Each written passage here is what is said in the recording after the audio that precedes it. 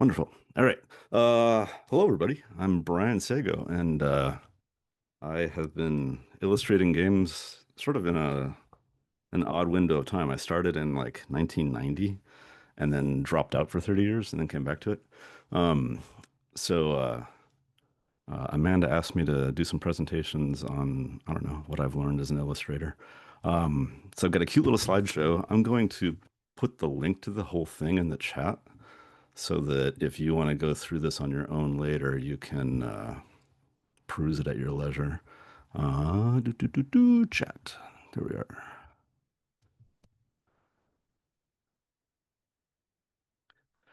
And it's set for commenting on. So if you, whatever, down the road have questions or something or want to ping me, it's another way to access me. Um, and then without further ado, let's look at a slideshow.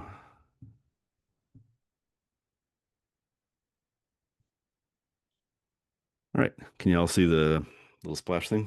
I should rephrase that. Is there anybody who cannot see that? Sweet. All right. Um, My outline roughly is this. It's a little fast, but I think fast is better than boring. And you are welcome to interrupt me if you've got questions. If you're like, hey, I just want to know more about something here, go for it.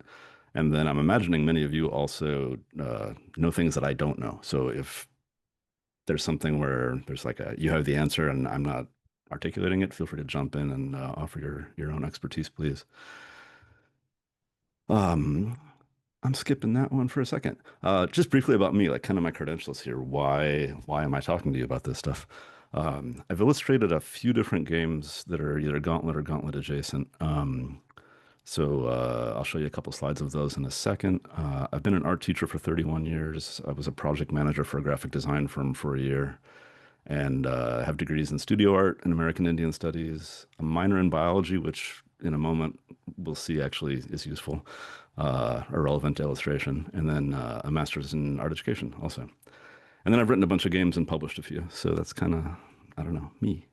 Uh, if you have those trophy cards, I illustrated the ritual cards with two exceptions. There are two that are illustrated by Jesse. And then if you have the Wassailing of Klaus Manor, I did the woodcuts for that. And just a cute little aside, the cover itself has this kind of Christmas child. And when Mike asked me to do that illustration, I kind of saw that it had this chance to be this really weirdly almost religious iconography. So I carved it huge. That's it over my shoulder. It's 30 inches tall. Um, and the block is getting additional details around it now, like all these little Christmas presents and things. I'm making it into kind of a, I don't know, a freaky Christmas religious icon. And then this is the most recent thing I illustrated, kind of a personal project. Pick Me as Trophy Dark Rules, but you're playing Christmas toys, and I wanted to illustrate it in chalk pastel so that it looked childish, that looked like crayon drawings in a way. And so that thing is, I don't know, kind of coming out soon, I guess you might say. I've got copies here, but I haven't done the big launch yet. All right, art illustration for you all. Uh, if I was to summarize it, to me, art sells the game, and I'm biased. I'm an art teacher. Uh, I kind of think visually, but pictures really do speak faster than words. And so here for me is the first game where I recall I opened the book. I was aware of the writings of H.P. Lovecraft. I'd read some things, but I opened the book and I saw these two illustrations. I was like, I will play this game. I don't care what the rule system is. I want that to happen. And it just instantly sold me. I had no other questions. I just walked to the cash register and paid for it. Um, I feel like I have this. Oh no, this kind of fits. So I feel like if you're illustrating your games, you want to think about your audience, like what's your target demographic, and then how can that illustration really quickly convey the setting, the action, the characters, and let people envision themselves in the game. If you can do that, the art did its job. Um, Here's a more recent one from Public Access. AJ Summers illustrated this, and for me, I can hear this picture. Like when I look at this, it's got an audio quality, like that static, the kind of neon edges. To me, instantly, just I understand the game without knowing anything more than this photograph, or at least have a good sense of what the game's about. AJ talked about how art will express the game's concept, aim, tone, and subject matter. And so you can really, if your illustrations are matched or harmonious, they'll do that really, really quickly. And then going back to old school, for me, Dave Trampier of all the old Dungeons and Dragons illustrators, his work nailed the tone. Just instantly, you saw this and you kind of knew what you were getting into. There's swords, there's armor, there's mythological creatures, there's bizarre things that you don't know what they are. There's some lizardy dragon dudes, um, and it's all just black and white, but it worked real fast. All right, I wanted to ask some questions of you all. Um, just to get a better sense of the audience, I guess. And I don't know if I need a show of hands or what the right way is to do this, but I'm curious, roughly speaking, how many of you are here because you are illustrating your own games or plan to, or are you illustrating games written by other people? I'm curious how many work analog, how many work digital. Let me get this chat open on this other device and try to look at it real quickly. Or you could just speak out loud if you want to speak out loud too. Any thoughts?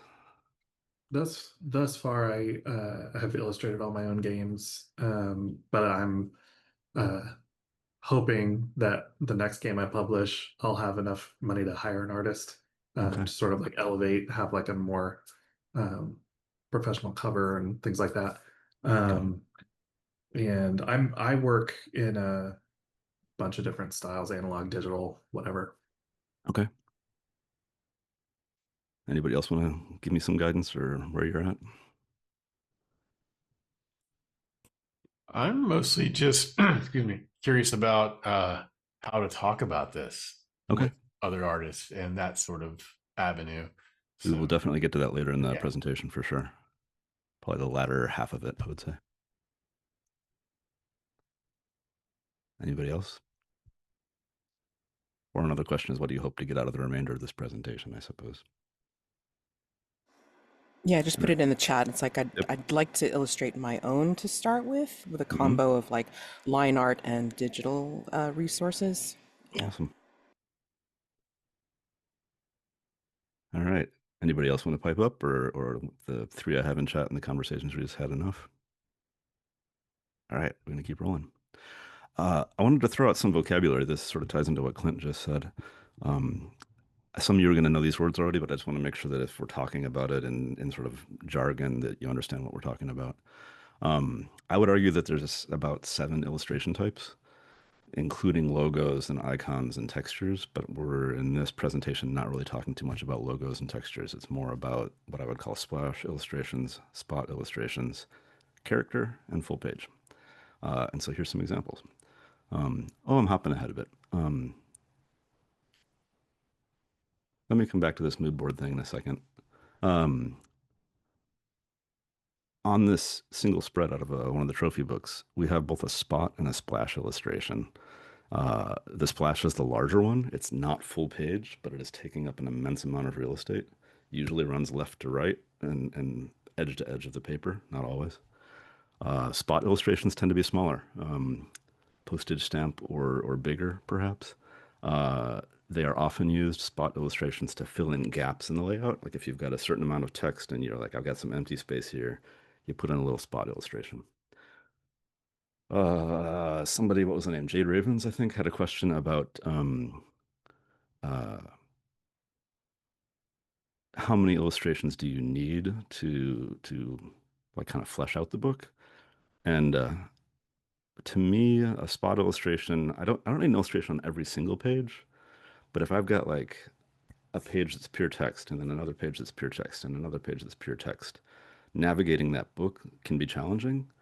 And if there's a picture of a starfish, my brain is going to lock in like, it was on the page with the starfish. And so I find spot illustrations for me are fantastic as like a way to navigate the book also. They fill up dead space, but they're also just really good cues. People are going to remember the page that had the starfish is the page that I need to find, flip, flip, flip, flip, and they'll find it. Character illustrations. I'm sure you've all seen a bazillion of these. It's usually a human, unless your game is about robots or stuffed animals or something. Uh, We're trying to convey a little bit of sense of their personality, let the viewer inhabit that character. Like, is this somebody I want to be in this game? If so, I'm in. And then full page is, of course, edge to edge, top to bottom. In this case, this is also a character illustration, so sometimes there's some overlap in the scale and the role of the drawing. So those are kind of the four key things I want to talk about: full page, character, spot, and splash. Let me go back to that mood board for a minute. As you're starting a project, my advice is to gather up a mood board. Sometimes in the industry, we talk about gathering scrap. You'll hear that in design industry a little bit. Pinterest is a lot of people use as a mood board, so I think a lot of people are familiar with what a mood board is. But you grab together images that you feel like this is a little bit of what I want. This looks a little bit like what I want. I like the colors out of this, and you start pulling that together, and then that either works for you to hone your own vision, or it works for you to communicate with an illustrator and say, "Here's what I'm thinking about." I don't know Rapid Punches personally, but when I saw the work for Ghosts of El Paso, part of me was like, I bet that the work of Mead Schaefer showed up at some point in Rapid Punches research. I might be connecting dots that aren't there, but it's kind of an example of how if my mood board was these Mead Schaefer cowboy illustrations, that might lead me to make the art like Rapid Punches made. All right. And then in terms of creating atmosphere, tone, all that stuff, this mood, I feel like if it's a combination of composition and color, medium, and what says Rukin figure there. We'll talk about it in a minute. Any questions so far?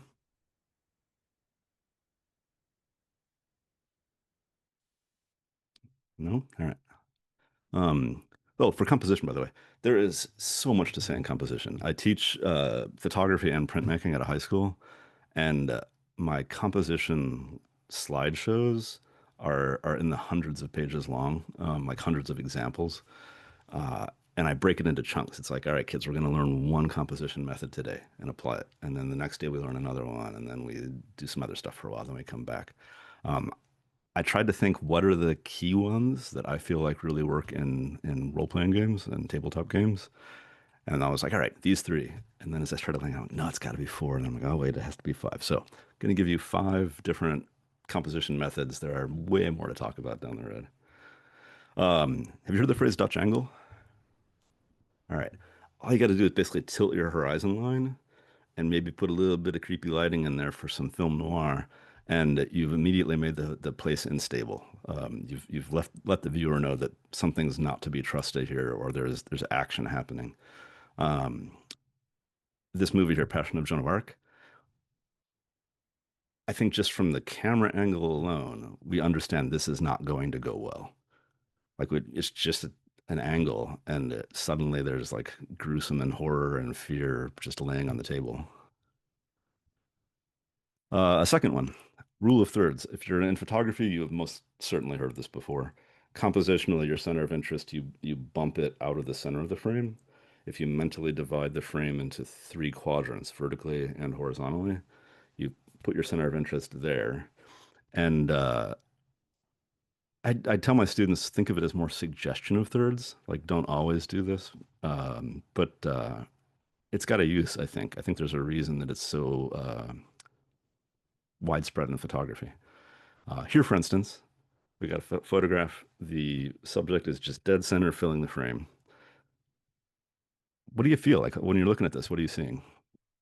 What's the emotion or the sense you get?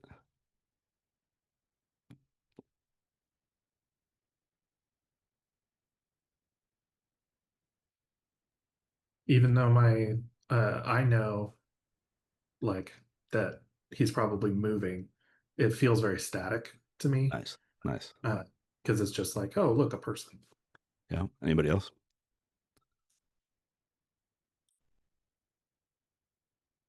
I mean, if you didn't see like, like the expression on the face, I mean, like again, you could just like see it's like just somebody there because you don't even see the feet. You don't Hmm. necessarily see the bike. So, yeah, I mean, doesn't really convey anything.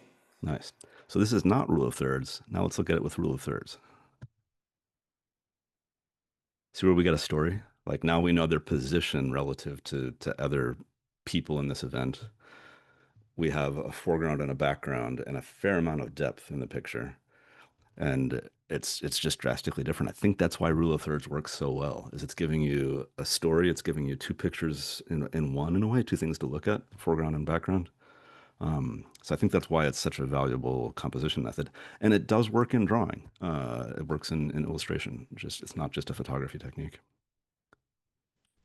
All right. I saw this and I absolutely loved it. Um, if you're drawing on like, comic book sort of 2D art, to have both that cat and human in focus is baffling. People will have no idea like what is going on? Why is this cat giant? In photography, it's gut-bustingly funny because our brain understands its reality and we're like, it can't be, sort of thing. But in a comic book, horrible idea.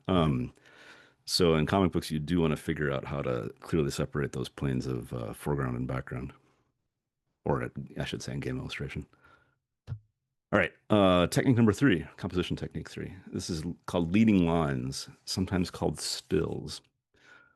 This picture, I chose it because it's not a perfect example. There's a lot going on. And so my question for you here is when you're looking at this, where does your eye go?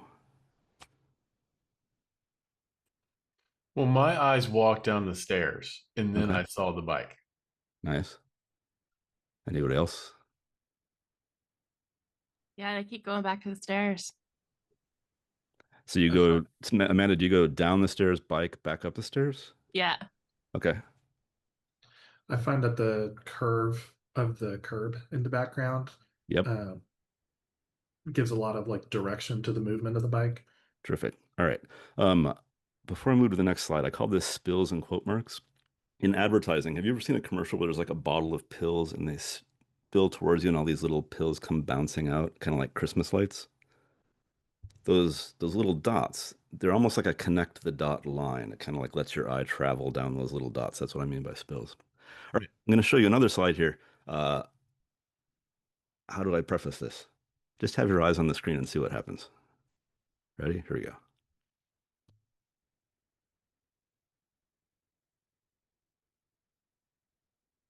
I can see from facial expressions it worked, right? So as visual artists, you can control where people look. And leading lines is a way for you to do that. I'm going to look at another photograph, and I think you'll see that your eyes have to follow a route.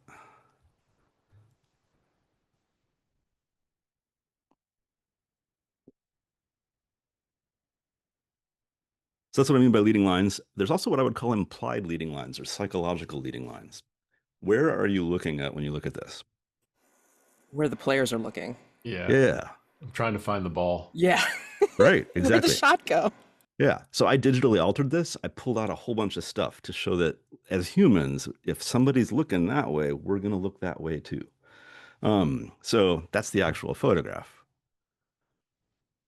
Obvious where the center of interest is because, in that sport, you're following the ball kind of at all times. But if we pull that out, we still look there because of the humans in the picture giving us this visual direction. It works with animals too, by the way. Like if you got a picture of a bird or a cat or whatever looking a certain direction, you can kind of force the viewer to look a certain way. All right. Can you see leading lines in this? What do you got? The First. farmhouse. Oh, You Sorry. see the farmhouse melancholy. Tell me a little bit more, please. Basically, I'm following like where the person in the foreground's head is turned, Okay. and then following the line of the tracks. Yep. I guess. Yeah. So two leading lines, the actual tracks in the grass, and then the psychological view of this human's direction. Nice. Anybody see another one in there? Kind of peculiar. the second thing after I noticed that is that kind of smaller grass, almost green from a golf course section Yep. that's leading back out towards the left. I'm not sure how to describe that. Yeah, it's like somebody ran a lawnmower through there, right? Yeah. And to me, when I first see this, I'm sort of, like, yeah, people mow their lawn and it's a big yard, it's a farm place. They wouldn't, of course, cut down all the grass. But from a painting perspective, like this is a painting, kind of why would the artist do that?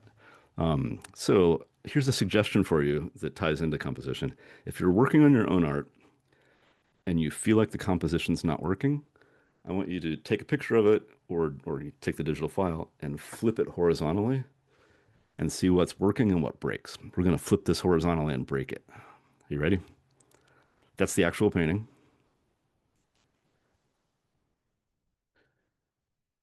It depends on if you're, what do you call it? Zoom icons of people are covering the right side of this. I might need to shrink this down a little bit. If you see the whole image, to me, it looks like she's spilling off the bottom right corner, like she could just slide out of the frame. And that then tells me why that curved mode piece of grass is in there. It's actually kind of rooting her back in the frame, kind of echoing the angle. Because if that was just pure evenly mowed grass up there, the composition falls apart. Yeah, without that difference, it would just feel really flat. Yeah. Instead, it was really interesting when you flipped it. It does you feel the gravity shift to Mm-hmm. the lower right hand as like, oh, this is a big hill. Yeah. All right. What are we on? Composition four? Yeah, I said it was three, then four. Here's four. The mighty triangle. I've heard it called a few different things. If you're trying to make your characters look heroic, this is the way to do it. Um, this is a painting by Jericho. In real life, this thing is huge. The people are life size. It is a mammoth painting. But can you see triangles in this? Kind of made up of figures and sails and all that stuff. Kind of like that. Lots of little bitty triangles. All right. Can you see the triangle here? So, question to you all. Like, I actually haven't seen this movie, but I know what happened before this, and I know what's about to happen next. Do you know what I mean in terms of the tropes of the superhero pose? So she's about to kick some butt. She just came flying in fast from somewhere to the rescue, and she's about to pound somebody's face in. So this has been around a while. This heroic triangle, like it's been in use for 200 years at least, depending upon culture, area, possibly longer. Uh, Now that you know about it, you're gonna see it in every damn video game you look at, I'm afraid. Sorry to ruin video game covers for you. They they always triangle the people. It's like walking into a video game store is for me like I don't know, it's like a compositional nightmare. I'm like, not again, not again. Anybody? Anybody? So I'm not gonna spend much time on these, but a whole bunch of films that have the triangular thing and a whole bunch of action movies that have the triangles going on. If you are trying to take photo references and you want this heroic triangle, get your camera below your subject. But just get down underneath them and you're going to build a triangle by getting below. And then can you see the triangle in her now? And then if you invert the triangle, you just made a villain. It actually is threatening if you have an inverted triangle coming into the composition.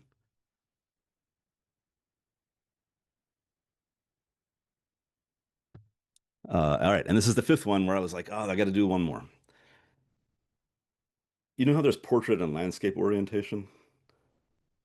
Portrait is almost always going to be more dynamic. So if you're trying to create a sense of like action or speed or grab people's attention, go vertical anytime you can.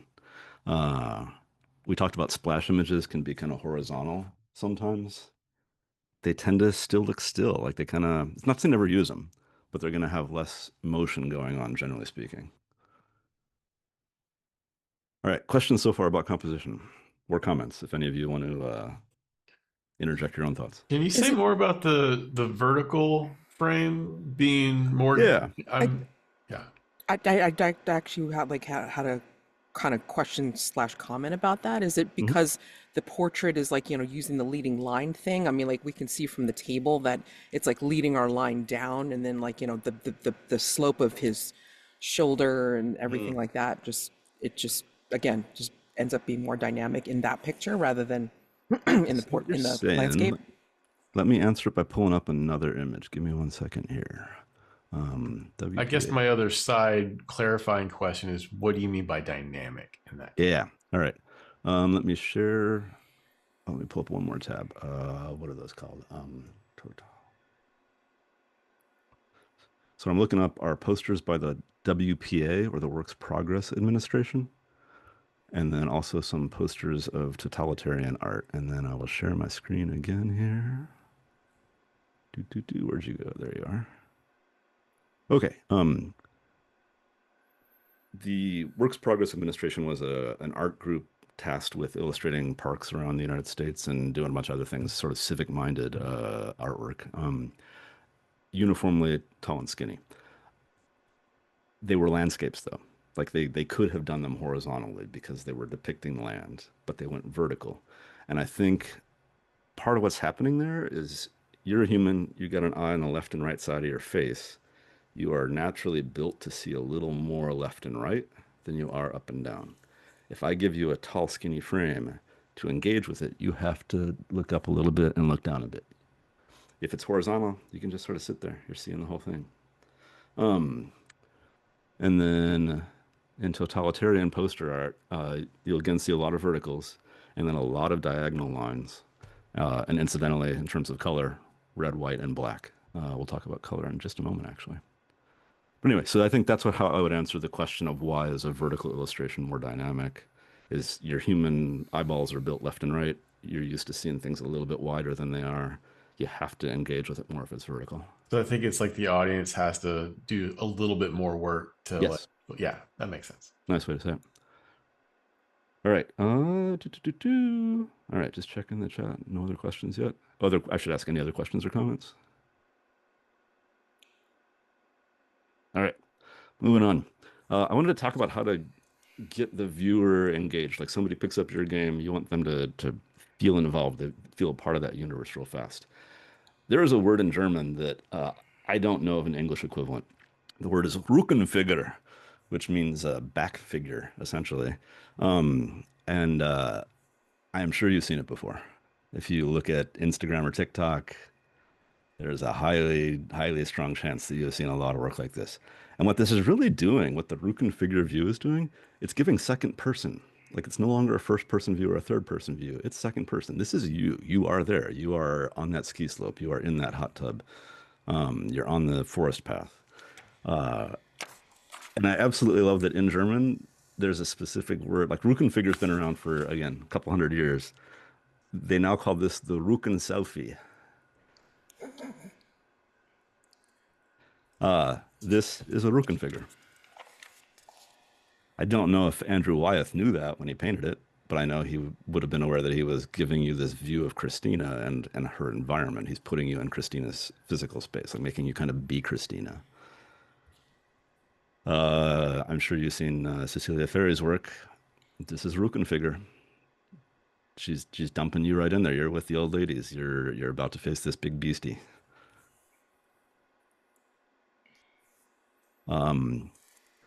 Related, another way to get second person connection is to have faceless figures. It lets the viewer kind of embody that figure. Some are being used in the illustrations for the Between, the Blade Runner game that came out recently. You know, just gave this black silhouette. I see it in plenty of games and movies, kind of a faceless figure for you to inhabit. Jesse Ross in his illustrations for Trophy uses both of these quite well. Like he sometimes gives you a profile, a very simple hint of a face, often gives you that Rückenfigure sort of back view to bring you into the game, bring you let you inhabit that space. I think we've already said this, but another one where the figures, this one's not turned away from us. It's not a silhouette, but it is faceless enough that it's sort of like, ooh, is that me? Am I in there? And then this, I'm sorry, I actually don't know the name of the artist. Anybody know the name of the artist who's doing these? Or are you the artist? All right. I'll grab it. I have it handy. Oh, cool. Yeah, please let us know. I'm sorry I wasn't able to find it and got sidetracked with some other stuff. What I like about what they're doing, they are walking a line that is not faceless. Like there is a face there, and yet it is sort of person neutral. You can slide into this. It's not a back view. They're facing us, generally speaking, sometimes profile. But they aren't completely faceless either. They're giving enough detail. I think they're doing a really great job of kind of doing something new with these two techniques. All right. Oh, this. That Christmas game I was working on, Pick Me, I decided I needed some everyday heroes to work into the game. And so I commissioned two little dolls. Oh. Are these little guys adorable? Um, I gave pretty simple instructions. I said, it needs to be cute. It needs to look like it could be kind of anybody. I asked for not white people, and I didn't quite get that. But the person who made this is 12, and so she did okay. And the person who made this is actually colorblind. And so, um, but these are like, I wanted that everyday hero so that you could kind of inhabit it as part of the concept for the game. So I commissioned a couple of little props there, and I forgot to put their photo in. All right, let's talk about consistency in characters and spaces. Just a couple quick slides. Again, Cecilia has done such a wonderful job with Brindlewood Bay. With like, she created 3 characters and uses them throughout the books, and it gives you, for me, that broader narrative. Oh, thank you, Amanda. So Daniel Jimbert is the artist who did the between characters. Um, Hopefully, I'm pronouncing the name right. All right, consistency here. So we've got Cecilia's characters from the Between. I imagine most of you know Toad and Frog. There's plenty of people who do this consistency. Just I don't know, don't forget about it. Think about it. Is it important for your book, or do you want that variety? Um, and then I've seen some artists do some really great things with consistency and space that's important. Um, what's his name? Gerhard, the illustrator for Cerebus, started building maquettes, like started building the actual spaces that he was going to be drawing and then lighting them so that he could change time of day so that he had this consistent space. And it really comes through if you're flipping through the comic book that you kind of start to know, like, if I'm seeing a certain angle, I must be looking to the right or I must be looking to the left. Um, he built multiple things like this in kind of the analog era. And nowadays, it is so easy to lay out something simple in SketchUp or get somebody who knows SketchUp to lay it out for you and then orbit the camera around and give you multiple views. So this image top right, if I was illustrating a game that was set exclusively in an apartment or a house, I would at least do like a planar model of the walls and where the furniture are. Furniture are? I don't think that's grammatically correct. Where the furniture is. Um, and then have, either move the camera myself and take some screenshots or have somebody do it for me so that I could get a consistent sense of space, and it'll pay off really, really well.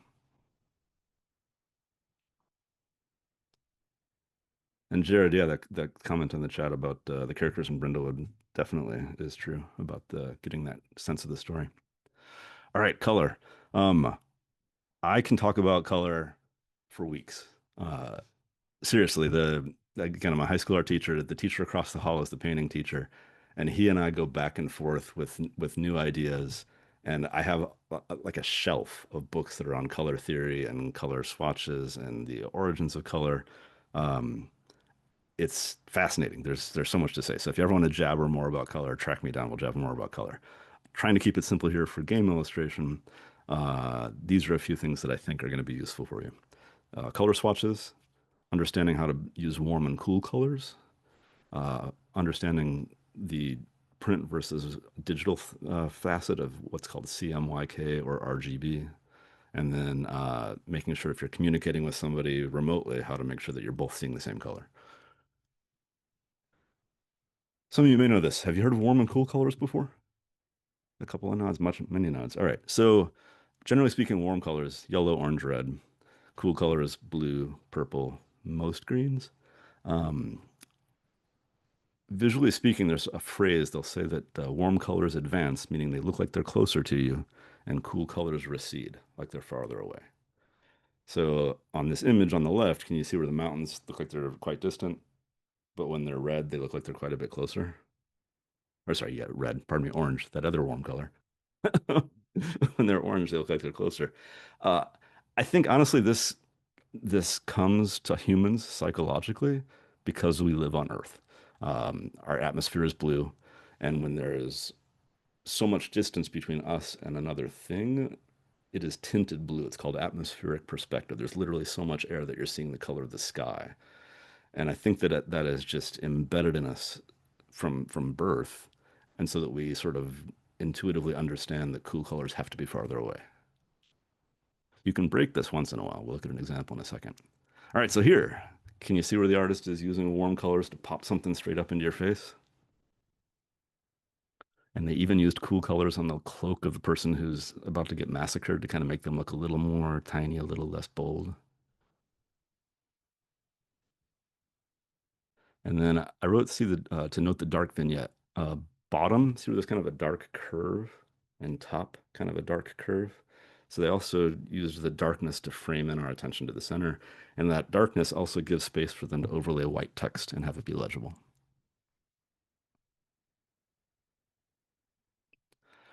Another one on the warm and cool colors. What are you seeing?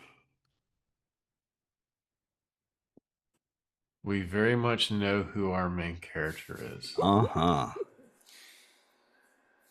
Yeah, they used cool colors to sort of like ambiguate everyone else. Yes, for sure. The same. And then hopping back to composition for a second, do you recall leading lines? Leading lines and the mighty triangle, basically. Oh yeah, mighty triangle. Excellent. Yes. I would even argue some rule of thirds. True. Yeah. Yeah. All right. This is for Amanda because it's a T-Rex. But you can do a lot with 3 colors if you are trying to, I don't know, be consistent. You're getting overwhelmed by like, oh my God, there's too many colors I can't choose.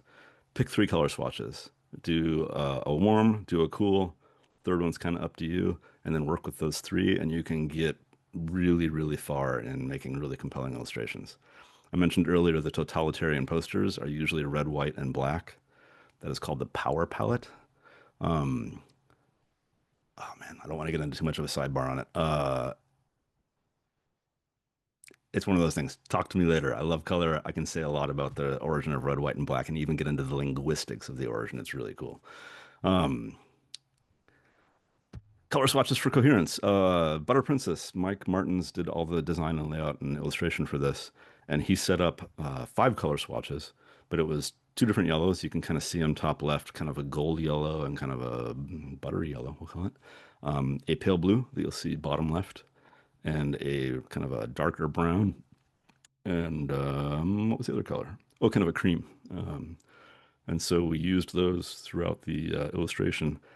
I had, before he and I collaborated on this, I had started illustrating the game, and I was going acidic. I had like yellows, greens, and reds, but with the color punched up. I was taking photographs at the state fair and then making it look almost like neon, like in your face.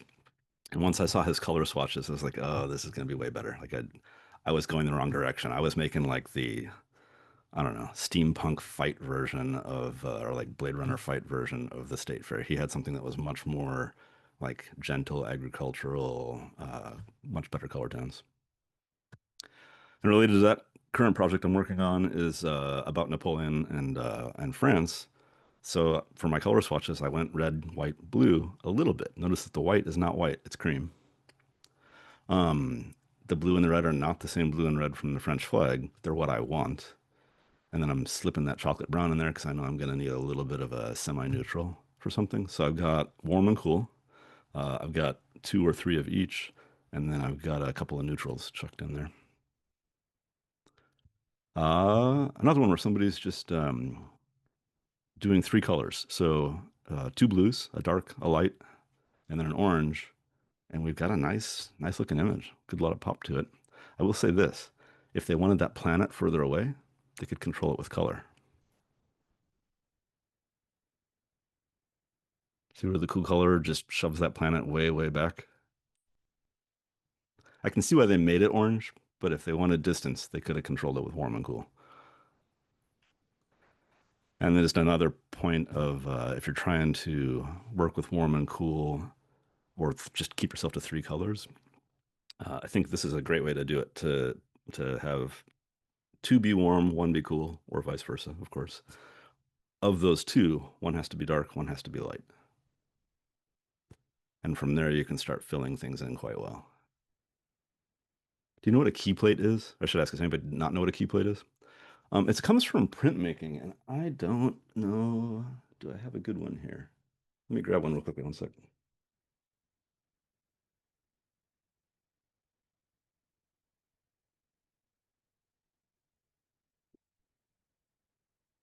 All right, kind of holding this up to the camera. It's a small one, but can you see a like a clown pointer finger?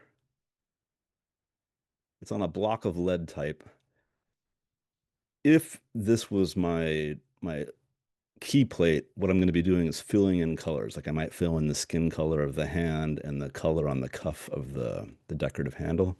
So key plate's an old term. It comes from printmaking. And since I teach printmaking also, I kind of find myself using it without, I don't know, naturally, I guess. But the key plate is your key illustration. If you were drawing in black and white, that's your key plate. Not a lot of, I should say, not a lot of illustrators or modern artists use that phrase. That's me teaching antiquated methods. And, you know, some of us who are still doing printmaking, we use that phrase all the time. And then I just said I'd show you one where somebody was inverting this color triad. So we've got two cool, one warm, but they put the warm, which presumably is the background, it kind of pops it forward. And then I'm just giving you this because it's kind of fun to know how to use color to manipulate your personal space. There's a heck of a lot you can do if you get into thinking about the color of what surrounds you, the walls in your apartment or your house or whatever. You can change your own psychology by changing the color of where you're at. All right, questions so far? Oh, all righty. I'm going to come back to this, but I wanted to bring this up, the idea of CMYK versus RGB.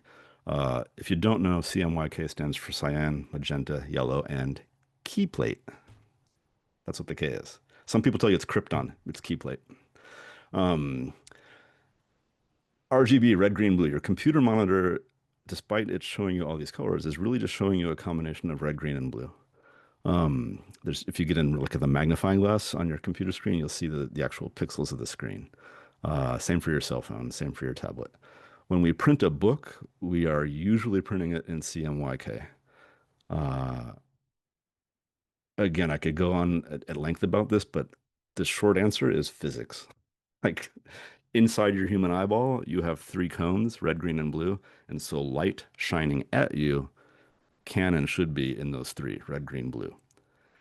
On a piece of paper, it is reflecting. So light striking that paper and being absorbed and reflecting back. And we get better results if we print in CMYK.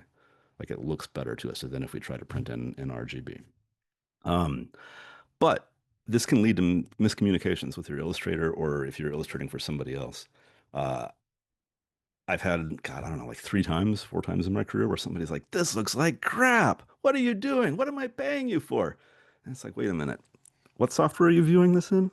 It's like you asked me for a CMYK file and you're not looking at it in a software that can see and convert CMYK. So here I have the exact same image. On the left is CMYK being displayed to you in RGB. Can you see where it looks faded and kind of garbagey? But if I print these, the faded one's going to look better because it's built for the printer.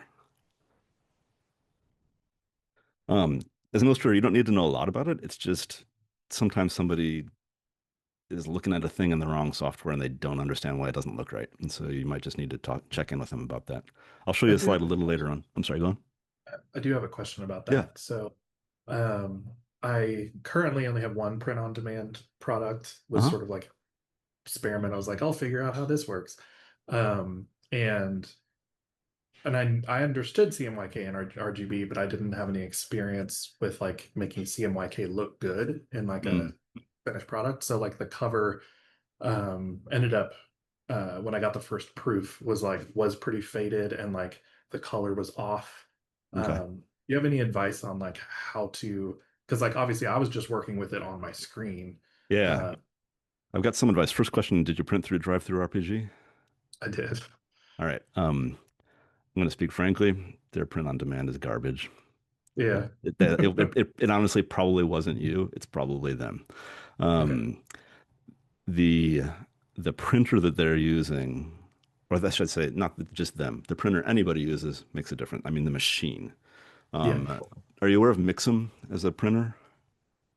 No. It's Mixam. I've used them for printing things, and there's an interesting thing that shows how much they understand the industry. When you go to put in like you upload a thing, you're like, I want to get this printed. if you say, I want 10 copies, it will say this is going to be printed on, for instance, an HP 5100K or something like that. If you go up to like 10,000 copies, it'll give you a different printer. So they understand how much the printer matters, and they're basing it based on the size of print runs. And uh, you're going to get better results with a better printer, frankly. So that's most of what went wrong would be my bet. Paper can also make a difference, but if somebody is printing a CMYK file on a crappy printer, on crappy paper, and they also are not color calibrating their machines, it's not going to look good because you want to color calibrate those machines often. I've done a couple things through them, and I'm just disappointed every time. So I've kind of given up on their print on demand. Yeah, that makes sense. That does make me feel better because Hmm. I did a bunch of research and was using the like I work in Affinity and was using like the soft proof Hmm. filter and like trying to like get an idea and was still like getting weird results. So I'm glad it wasn't me. Yeah. Jamie, I saw you put a thing on print on demand with Lulu. Can you say more about what you mean by the difference was interesting in a good way, a bad way, a revelatory way? Oh, sorry, maybe that was a bit too vague. I kind of had a similar thing where my first POD through drive-through had some bleed issues, even through images where I'd purposefully lightened the ink levels, that kind of thing. Yeah. So I kind of assumed that was the standard Okay. until I spoke to someone who was much more familiar with printing books and like TTRPG books, who explained that, yeah, it's probably just because they had outdated printers and that I'd probably have a different experience with other sites that were maybe had, newer software and or printers and all of that. Okay. So I was nicely surprised using Lulu. Thank Not you. that I have any experience with any other sites, just that the difference was notable and also reassuring in that way because I had exactly the same thing in terms of like feeling a bit down about the quality of the print. Hmm. Thanks for explaining more. And going back to Mixam for a moment, their pre-press operator is what's the name of the person who receives your files, looks at them, puts them into the computer. Their pre-press operators are fantastic at catching my mistakes. If I send a file and something's wrong, they will email me and be like, "Hey, buddy, page 12, what's this? You got a boo-boo here." So getting a good pre-press operator or a company that has a pre-press operator is extremely helpful in getting the results you want. All right. I'm gonna keep going. We already talked about composition. What's this slide doing here? We don't need that. We're gonna skip that one too. Oh, this. I'm doing all right. A sixth composition method, broken borders. Um, See where this character's kind of there's a gray frame, but they're popping out of the gray frame. It's another way to kind of create dynamics is to crack your borders open and let the characters kind of fly out a little bit. And then it's related, slightly different, to have a non-rectangular perimeter on your illustration. You're effectively doing broken borders, but a lot of time they call this a vignette with the idea that we have faded a little window around this figure. But illustrations like this, where you're fading out into the blank paper page, is a way to do kind of a broken borders composition technique that makes your page a little more dynamic. All right. There's a slide here. I'm going to blank on the name of the artist, but it's on the slide. That's good. They do illustrations for Magic the Gathering, and they did a single slide about composition by contrast, and it is fantastic. So here it is. Their name is kind of down in the pale white Bastien Lecoulte de Helm. I have no idea if I'm pronouncing that right. Um,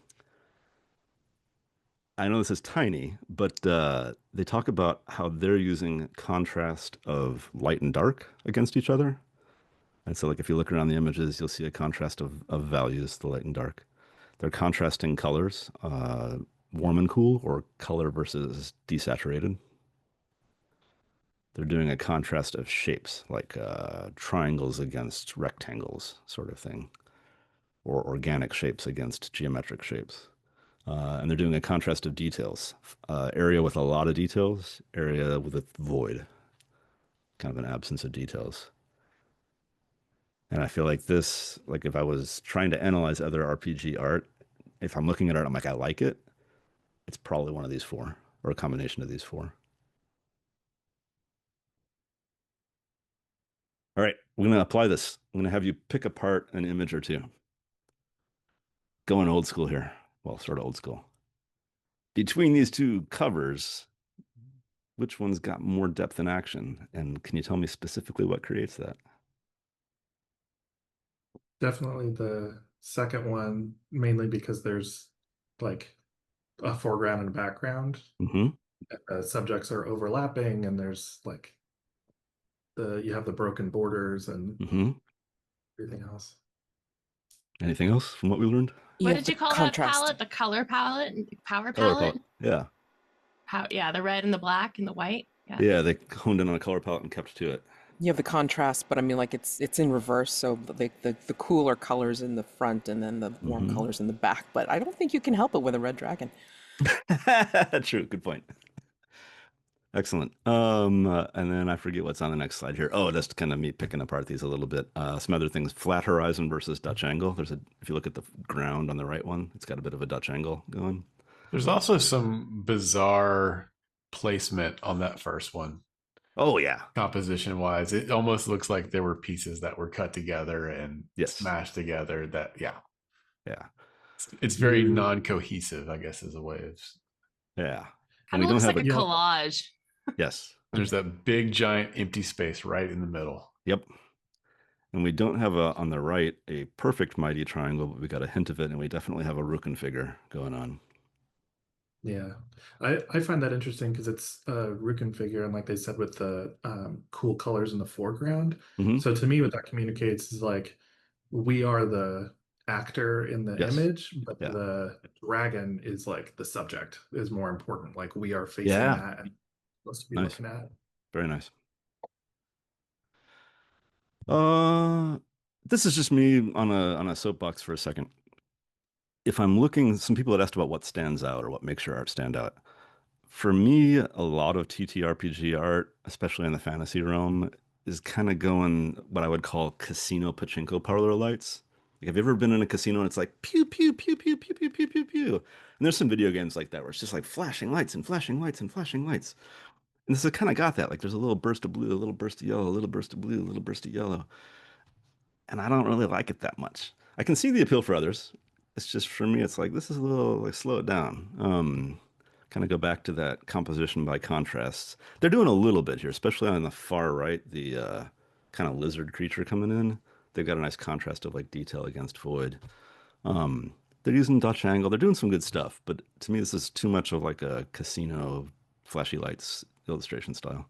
And so that's kind of my advice is if this is what the industry is doing and you want to stand out, when they zig, you zag. I have a question about this one, particularly. We're saying this is Dutch angle. Yeah, a Now, little bit. is it, or like the stones are going at an angle, but our characters are still kind of upright? Yeah, so see where on the bottom it says handbook, Uh-huh. and coming out of the O, there's like a diagonal line in brick. Yeah. I would argue that that's telling us that up is following that line. Okay. I see what you're saying. And the I don't know all the D&D characters, but there's the sort of dark-skinned, elven-eared mage in the background, kind of wearing yellow and green, or yellow and teal, whatever you want to call it. On the book cover, they are vertical. The dragon face is vertical. So like I'll totally agree that like that dragon head and that mage are vertical. And it doesn't make a lot of sense. As an artist, I probably would have tipped them also. So when I say Dutch angle, I didn't want to bombard you all too much with more composition techniques. Diagonals is another composition technique. And another way to simplify this is they put a diagonal slash in the bottom corner. So it was more interesting. It's not a clean, perfect Dutch angle. Cool. We talked about splash illustrations, and my one suggestion, don't do the thing on the left. Don't wrap the text around every little part of the creature because it is so damn hard to read. Like it's just punishment. So as you're doing illustration or working with an illustrator, if you can give them or receive from your person, if you're doing the illustration, if you can get like a layout with a hole and they're like, I need a thing for this page and it's got to be this big, but it's got to go down a little bit or whatever, that'll help rather than saying, here's this cool dude swinging a pick, and now we're going to make all the words go around him.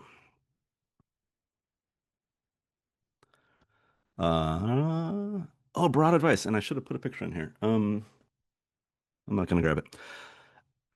I was working on a print once in this kind of shared studio space, and I was fussing over the drawing and the layers and the colors. And this friend, he says, "Stop. You've told the story." And it was perfect. Like I realized I didn't need more detail. This thing was finished because anybody who looked at it got the story. And me adding in like a little more detail here and a little more detail there was not going to improve it. Uh, it is my second best selling work of art to date. Like completely sold out the print run. Um, so that stop when the story is told is for me a simple thing. I'll add that screen print back in later. So if you look at this slideshow later, it'll have it.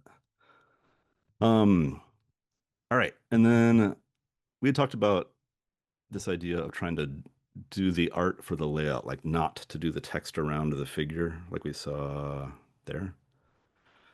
The phrase or the acronym FPO stands for for placement only.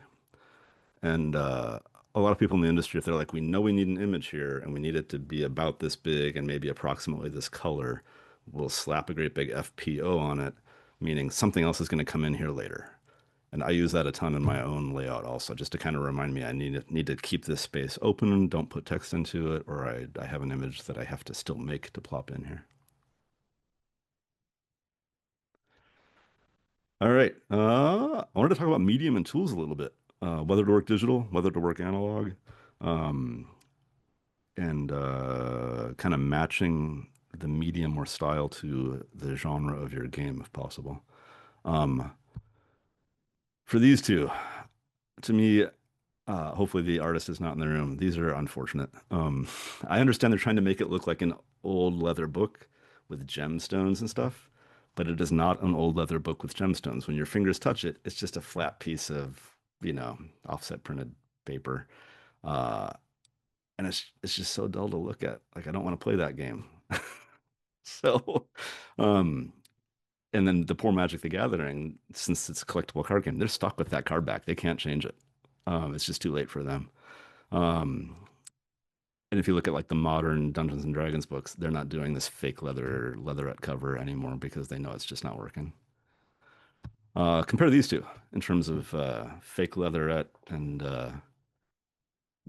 just a picture, basically with some words on it. Which one's more engaging?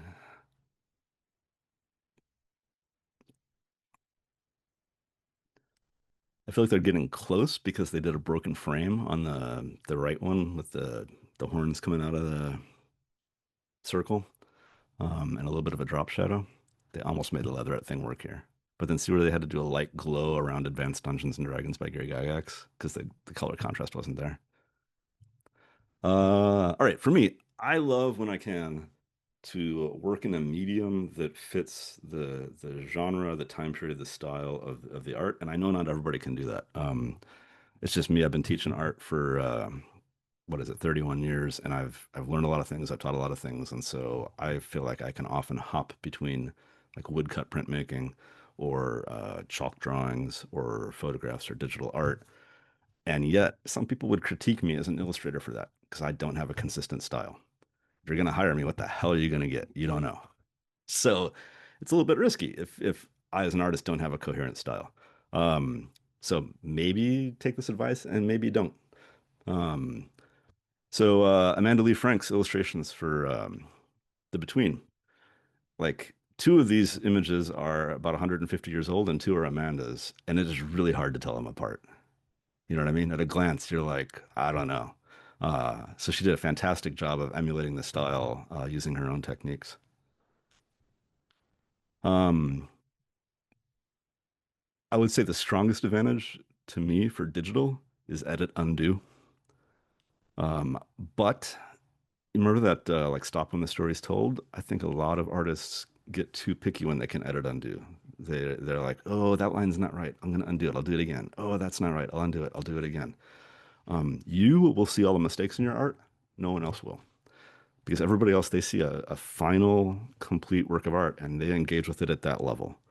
Every single line in it is intentional in their mind because this is the only experience they have. You were drawing all the little bits and you're like, ooh, that should have been a little longer, or this part was an accident. In my own art, like this stuff riddled with mistakes, but I'm the only one who knows where they are. None of you have any idea. So uh, if you're working digital, like use edit undo sometimes, but don't cripple yourself with doubt. And then maybe if you've got a special skill, the medium is what's going to make you stand out. If you are illustrating games with felted art, you're the only person I know who's illustrating games with felted art. People are going to come to you if they want that. Similarly, these two artists, Hari and Deepti, are in Mumbai, and they just do cut paper and layer it and then put a light bulb behind it. And their style is instantly recognizable. It's extremely complex, and people hire them because that's what they want. They want it to look like that. So they're very well known for this one particular style, but they do such a good job with it. I already said this that it can be risky if you're doing too many styles. To me, internally, it's like somebody telling me it's bad to be bilingual, and I'm like, I kind of get angry. I'm like, eh. But I can also see if you hire me, you're not sure what you're gonna get. It goes both ways. Um, I also don't want to get bored. Do you know Will Wegman, the guy who does these Weimaraner dog photos? You see a photo of a Weimaraner dog, it's probably his. I wouldn't have made it. Like he's making more money than me as an artist for sure. But I look at his art and I'm like, really? Again? You just like put the dogs in the clothes again? Okay, that's what you got. Um, all right. Oh, a suggestion if you're painting analog, don't use black paint. Again, this is me. I can nerd out about color for so long. Black paint has carbon in it and it drinks in the light and it is not a rich color. If you were to go back, oh, I don't know, let's just say 300 years ago, you're grinding your pigments by hand. Even carbon, you can scrape it off. We can like hold a candle to glass, scrape off and get pure carbon. It's one of the earliest pigments that we could like get it pristine. We are so good at manufacturing pigments now that if you buy a tube of whatever, magenta, the only thing in that tube is that exact molecule of magenta.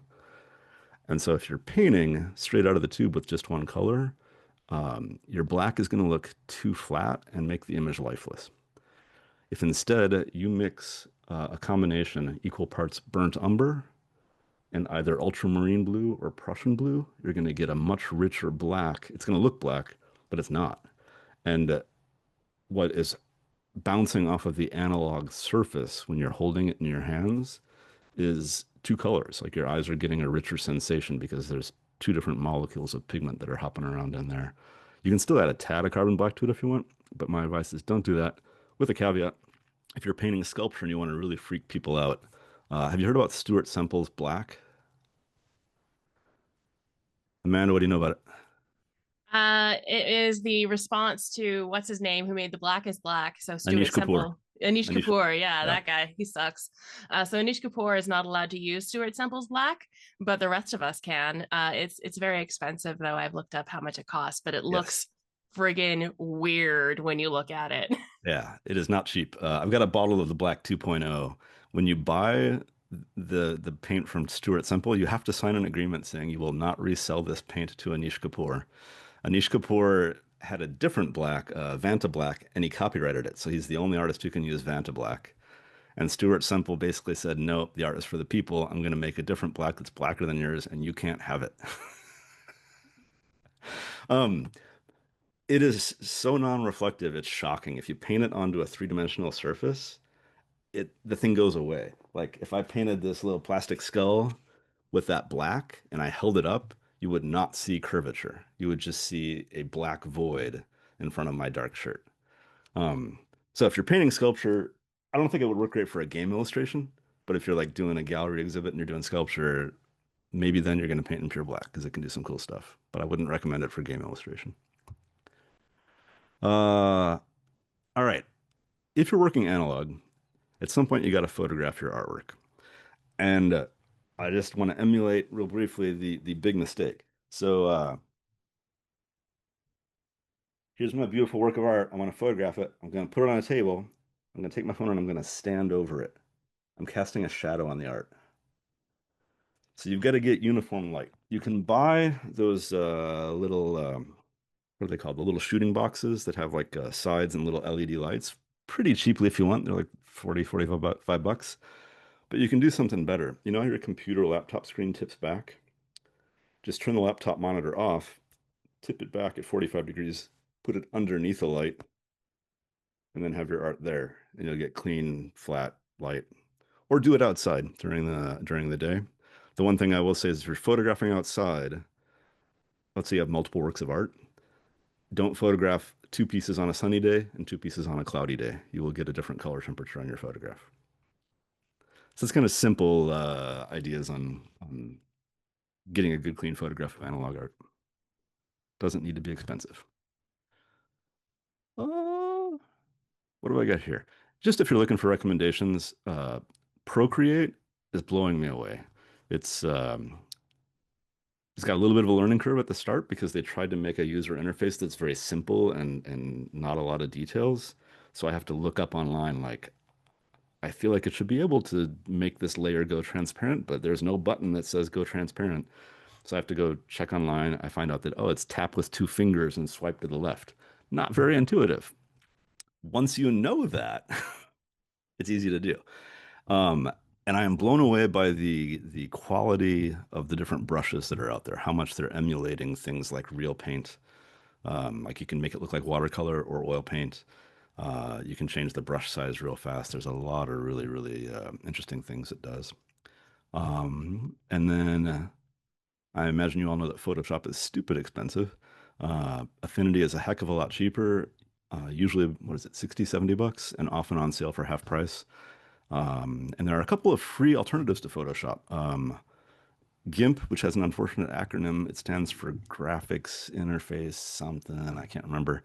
A bunch of people said Photoshop costs too much. We're going to program our own version. And so you can download GIMP for free. And they're about a year behind whatever Photoshop has, but they keep adding the code to keep it up to date.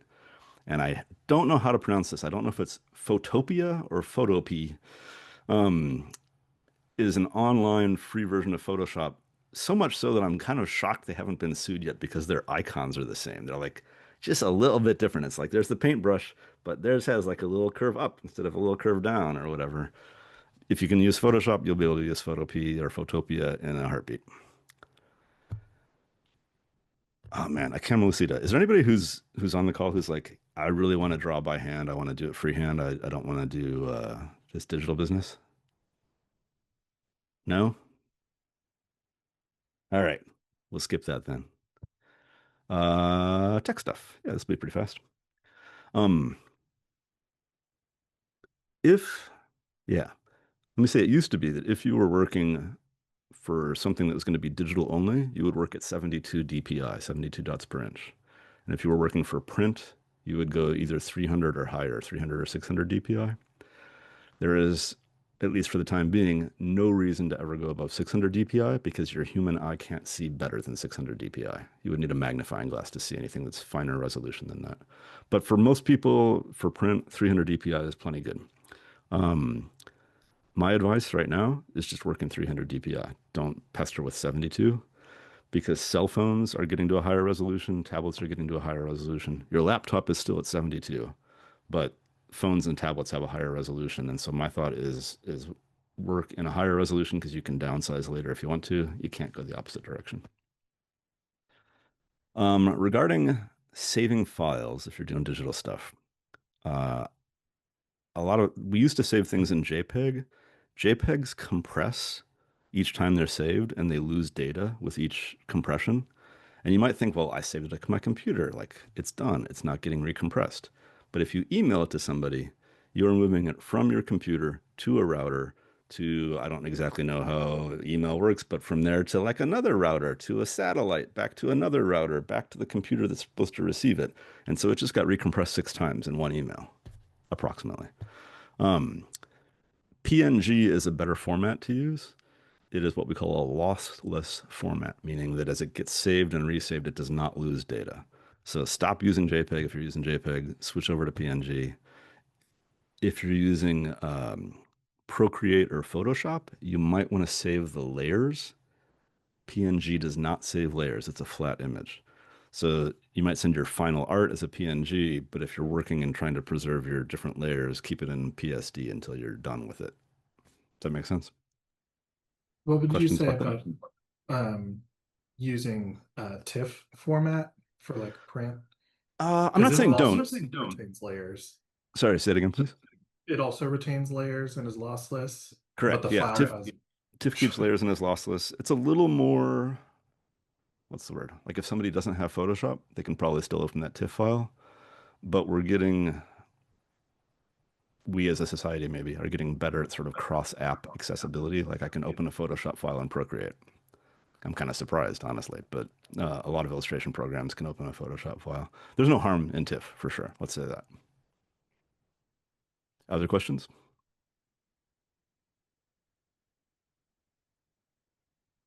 All right. We talked about CMYK and RGB, bringing it up again.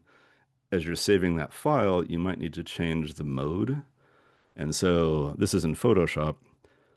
I would go to image to mode, and you'll see in the drop down that I can choose between RGB or CMYK. It's a little baffling at first in Photoshop because you won't see a visual change. If you switch from RGB to CMYK, the image looks the same.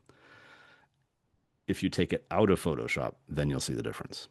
So in Photoshop, if you switch from RGB to CMYK, you're going to be like, it didn't do anything. It actually did. It's just that Photoshop can read both file formats and it knows you're on a computer. So it's going to show you an RGB display until you go to print the thing. All right, let's talk about source images, working with models, and copyright. This is the fun stuff, I think. Um, I got a question for y'all. How do we feel about free photo sources? So, like, if you go to Pexels or Unsplash, Pixabay, there's a bunch of other websites you can, like, photographers are uploading work that's free. So AJ used the image on the right, the links at the bottom, used the image on the right to make the public access image on the left. The photographer posted it, said it's free to use. AJ has not violated any copyright laws. Is there any problem with that? I hope not, because S&K uses them a lot. So there is no problem with one caveat. I teach photography. If I'm a photographer, do I want to tell my students to give their work away for free? Well, I mean, no, Right. but like I guess it was a legal question, then I don't Huh? know. Right. On a legal level, you are free and clear. Do it. Um, on an ethics level, I'm split. I feel like I should pay that photographer for their work, something like $10 even. Um, and so I have a hard time. It's not that I have never done it, but I have a hard time. Like I'm like, oh, like I know they put it up there for free, but can I really use this? I feel like I should give them something, or like send them a copy of the game. So there are two photographers where I did contact them and I said, hey, do you want a copy of the game? And one person wrote back, no, but thanks for checking in. It's cool that you're using it. The other one did not reply.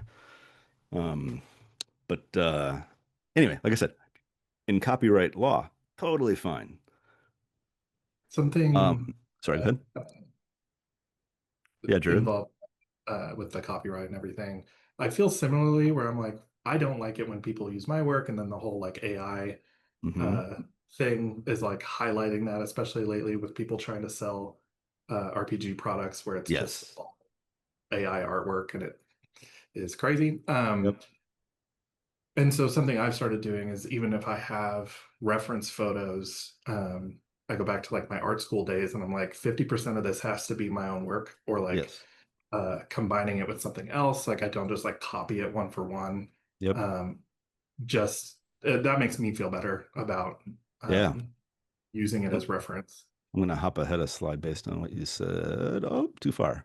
Um, this is a project I'm currently working on. I'm grabbing two works, smushing them together, and then redrawing the whole thing. And then from the drawing, making a print.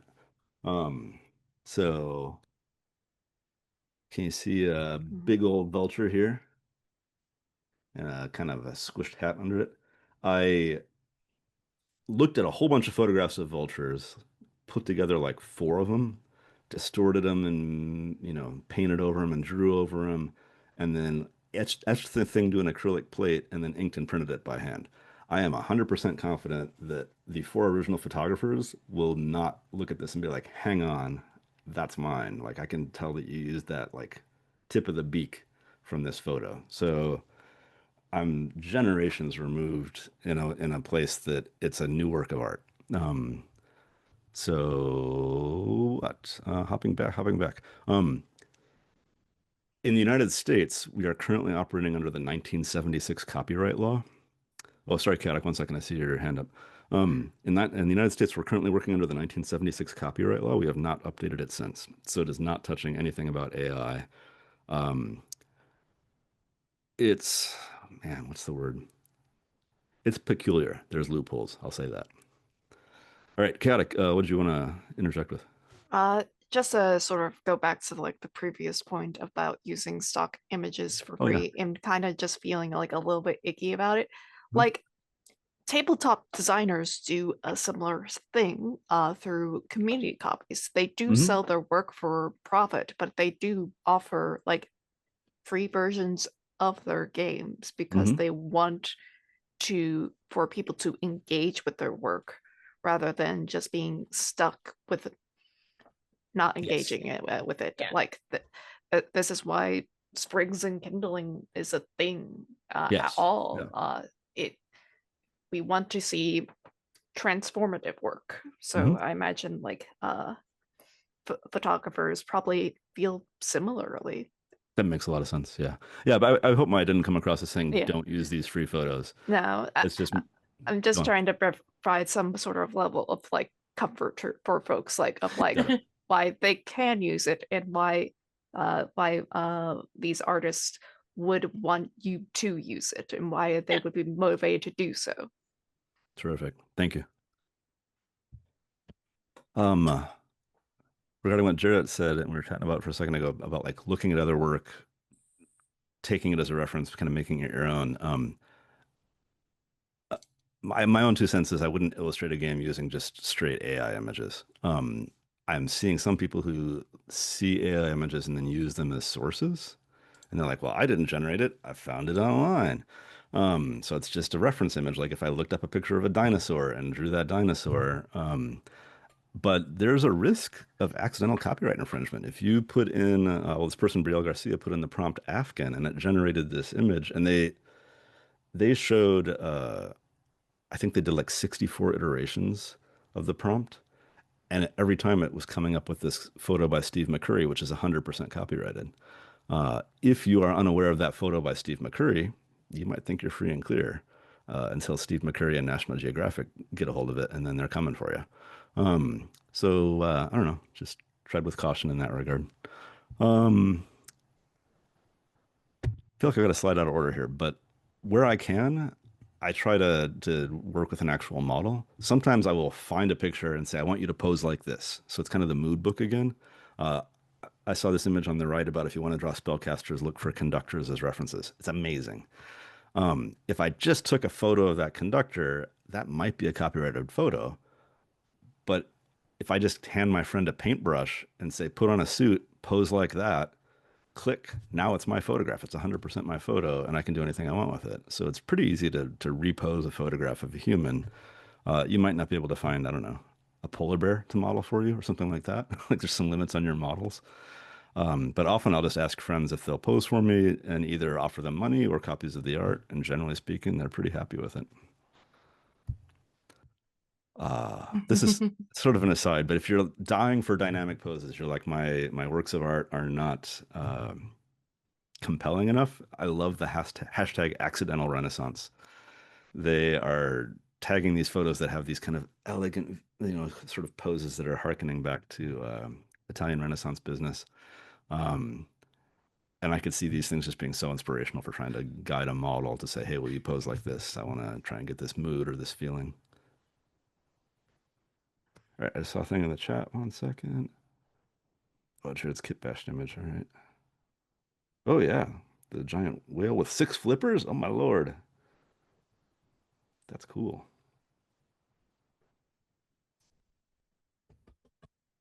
And Sam, collage should be fair use, even though legal precedence is murky. Yeah. Generally speaking, collage is going to be there. Let me get to a slide about copyright and public domain. I'm going to hop back in a moment. I should make the caveat, I'm not a copyright lawyer, but I've been teaching art for a while and learned a little bit of it. Probably the best list of the United States copyright laws that I found are here at the Cornell Library. The chart is 4 pages long. And it's a very clean, concise chart. Like they're not trying to fluff it out here. It's convoluted. An international copyright law exists, but not all countries subscribe to it. So it's just like gets really weirdly convoluted quickly. What I usually tell my students, a general rule of thumb, if it's 100 years or older, it's probably in the public domain. The actual U.S. copyright law is less than 100 years, depending. And so what I mean by depending here, if you search for Picasso and even put on Creative Commons licenses, tons of images show up. Paloma Picasso, Picasso's daughter, has kept his estate active. And so his work is not falling into US copyright law in the way that other things are. Like you probably heard that Winnie the Pooh is copyright free now because it's in the public domain. I should not be seeing some of these paintings by Picasso here. Some of the photographs of him, yes, because the photographer didn't keep that copyright active, but Paloma Picasso's kept his art estate active. And so there's exceptions. I'm not saying to get too bent up about this. There's a question of like, are you going to be sued or are you just going to get a cease and desist letter? Let's look at my cease and desist letter. So true story. This is my art. I used to live in Chicago. A friend wanted a tattoo. I drew the lizard. Friend got it tattooed. I moved to Minnesota a few years later and it was being used as an advertisement in the tattoo parlor here. And so I called the friend, asked, she says, oh man, the guy who did my tattoo has a brother who lives in Minneapolis who does tattoos. So I called the tattoo parlor, said, hey, you're using my artwork. They hung up on me. Like, thick. So I stopped by in person. They asked me to leave. So I sent them a cease and desist letter, and they responded with changing the color. Being like, it's not your work anymore. It's purple and red now. And so I then talked to a lawyer, and they kept going. They added on this person with the boots, and the tattoo is still there, but they're still using it at the bottom, clean but now gray. And I was on the verge of having the lawyer sue them. And the stupid thing, I was a dead poor college student. Like I literally didn't know where my next meals were coming from some days. If they'd offered me $100, I would have taken it. They would have had full rights to the thing. I wouldn't have complained for $50. But they were jerks about the whole thing. And had this lawyer who was about to sue them. And then the lawyer contacts me and says, you know what? We're calling the lawsuit off. And I said, why? He says, the company went out of business. There's nobody left to sue.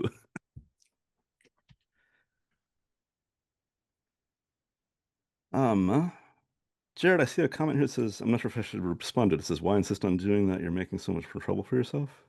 Oh, I was just commenting on them like Oh, continuing to use your artwork. got it. Yeah. Like why just don't? Like it's Right.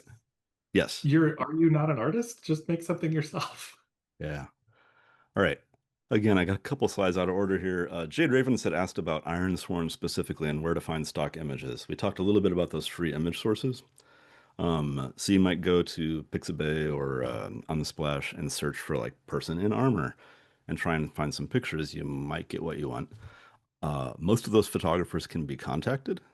And so if you're like, I like this photo, but I need 4 more different poses or different lighting or something, you could email that photographer and say, hey, here's what I'm looking for. Do you have more or can you take more?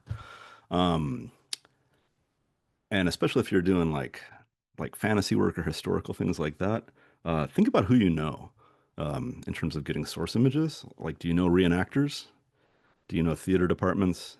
Do you know historians or museums? Because you can contact a museum and say, hey, can I get a few photographs of that really cool thing you have? And often they'll work with you.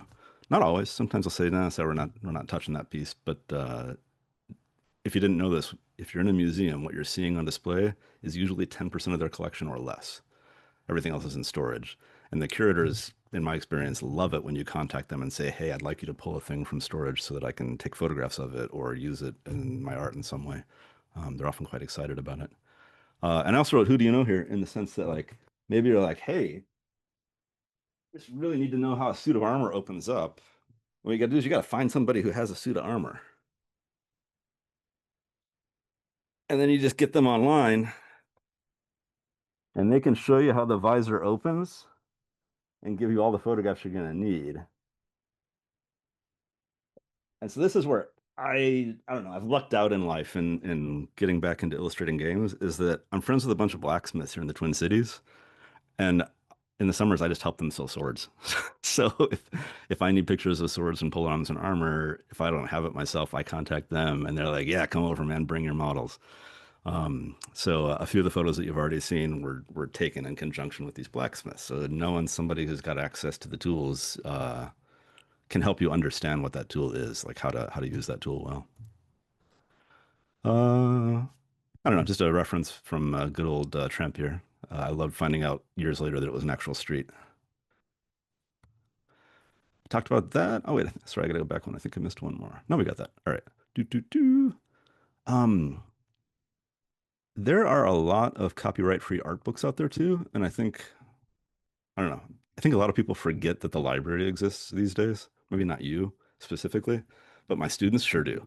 They're like, if it's not online, it doesn't exist. And I'm like, oh my God, there's so much stuff not online. Dover Company specializes in these copyright-free image books, all kinds of subjects. Some of them are going back to like vintage key plates, things like these that we looked at. And so sometimes you see some biases from another century. Uh, but the images are completely copyright free, and the libraries have dozens of these things. Some of them with CD-ROMs inside, so you can pop in the CD if you've got a way to do that, and just download the image straight away. These can be pretty good as a way of finding some interesting resources for your work. All right, another pause for questions and comments. I got more to show you, but I wanted to give another point. Thanks, Clint. No questions yet? It never occurred to me to look at the interlibrary loans for stock art. That's actually brilliant. I'm going to be bugging my library even more. Yeah, Yeah, interlibrary loans are stunning. I was real excited about that and definitely jotted that down really quick. I was also going to say a technique that I've started using this year that other people might find interesting is I don't know if anybody's heard of No Photo Blue, Yeah. but it back in the Xerox days when people Yes. would they would sketch in a light blue color and then ink over it and not have to erase their lines because when they scanned it on the Xerox couldn't see the blue. And you can obviously our scanners now work much better, but you can do a similar thing in Photoshop if you just like Google No Photo Blue or whatever. So like one of the things I do is I'll print off my reference photos in that blue color, and I'm sure you could use other colors, and then I'll just ink over it. That's a great suggestion. Yeah. I've heard that called non-repro blue, also short for non-reproduction blue. That makes sense. Cool. Again, I feel like a couple of my slides are out of order here. Mead Schaefer was an illustrator back in the day and used a bunch of photo references and would reuse them. So can you see where the same pose is coming here from a single photo? And then I think from here we transition into hands and feet are hard. Oh, not quite. Yeah, I did ripping compositions and poses from other. If you're looking at somebody's art and you're redrawing it that much, you're probably free and clear in any sense of copyright. Like even if that was a copyrighted painting, this is such a different work of art. You're not going to get in trouble. That is one of the first things that I illustrated back in 1990s. Took a bunch of photographs as references, did some watercolors, but I don't know. Hopefully, I'm a better artist now.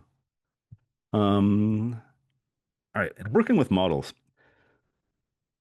I recommend that you either have a release form or some kind of email history that is documented where you have agreed to what you're paying them or what the arrangement is. So if I had, ask a friend to pose, I might not need the formality of, hey, please sign here because we're buddies, but I do want a paper trail. And it's not because I don't trust my buddy. It's because it's something that happens to other artists. Do you recognize this photograph by Robert Desno? Anyone? Jared does? All right. Became super famous in the late 80s, like 85 to 88. It was just everywhere as a poster. He got sued. Two people said, that's us who took our photograph. You owe us money. It was not them. he had the model release forms and a bunch of other photographs showing that he had photographed those two models all over the city, and it instantly terminated the lawsuit. But if he did not have that model release form, didn't have those records, it would have been extremely hard for him to prove that those two people who were suing him 43 years later were not the people they claimed to be, and he may have had to pay them damages. So having that, even like I said, an email paper trail is probably enough to confirm who your model was at that time. But I got some links in there for model release forms that are in English and Spanish. There are a bunch that are out there online. If you're working with strangers, it might be wise to have them sign off. There's a line on there that says, I am modeling on such and such date in exchange for the following. And that could be like $10 and a six-pack of beer, or a copy of the game, or residuals, whatever. Like you can negotiate with them what that is. Oh, speaking of photo references, I did this drawing and now I hate it. Can you recognize what I was looking at?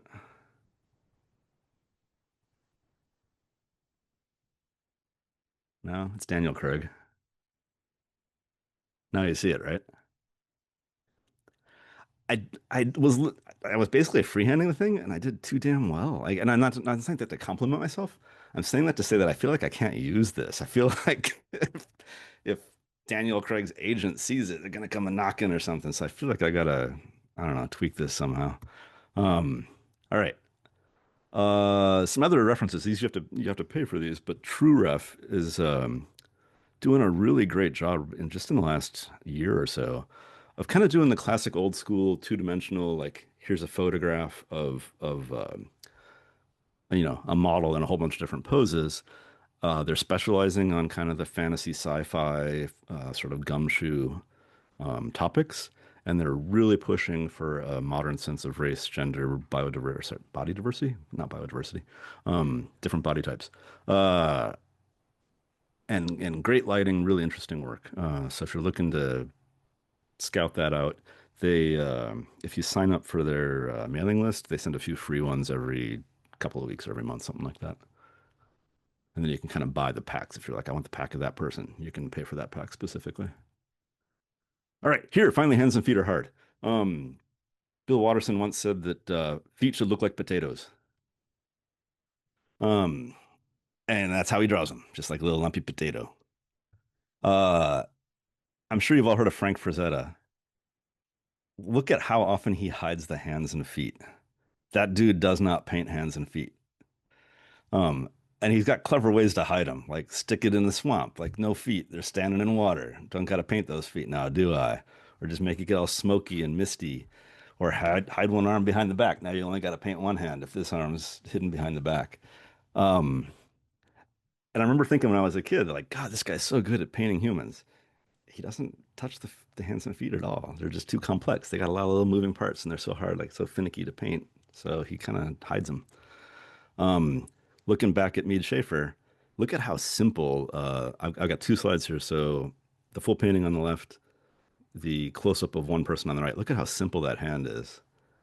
And yet it didn't seem wrong earlier. It's not off by being so simple. And then here's the hand of the other person, again, looking at how simple it is.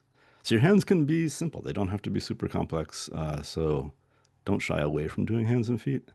And then look at how simple the feet are also on these few people. You can look at photo references. We looked at this one before. And then this is sort of an aside.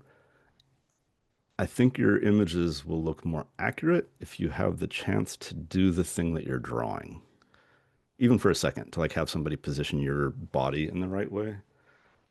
Are any of you familiar with violins? Can you see what's wrong in this drawing or in this painting?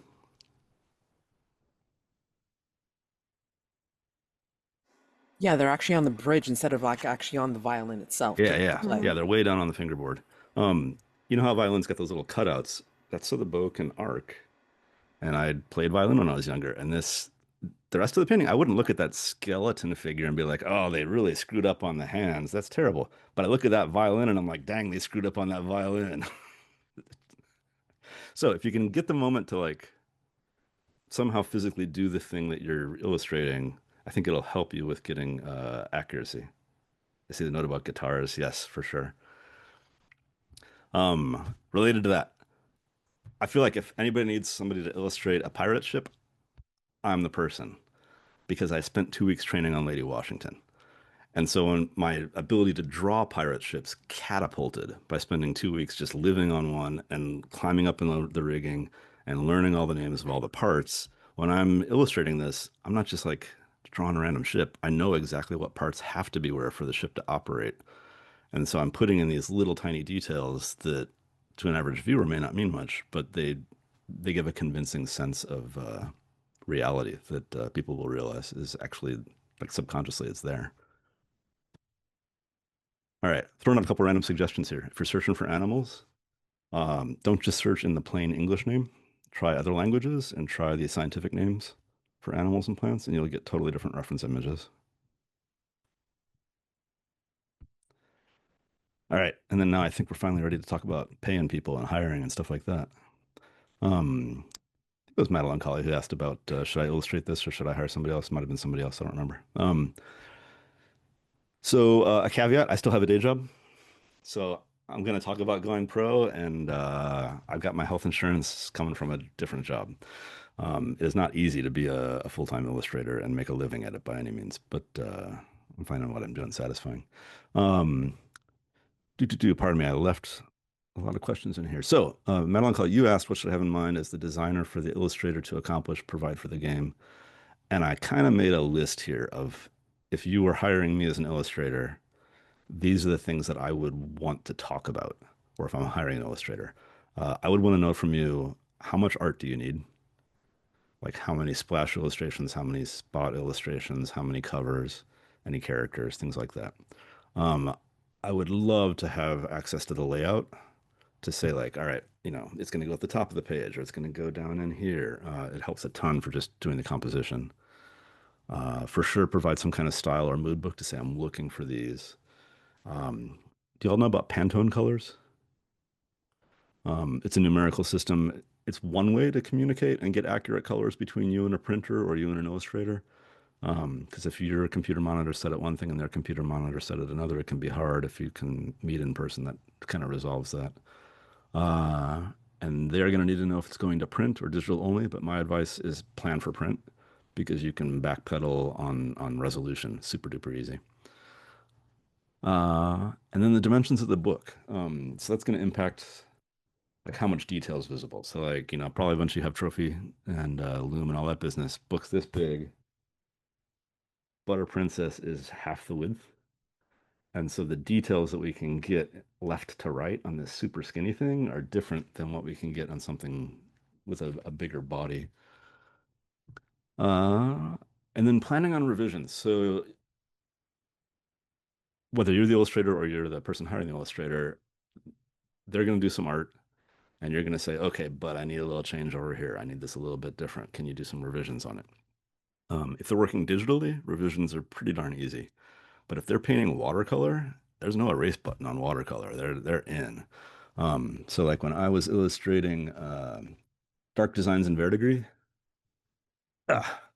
so that's the game. I was one of the 2 illustrators on it. Whoop, that's upside down. No, it isn't.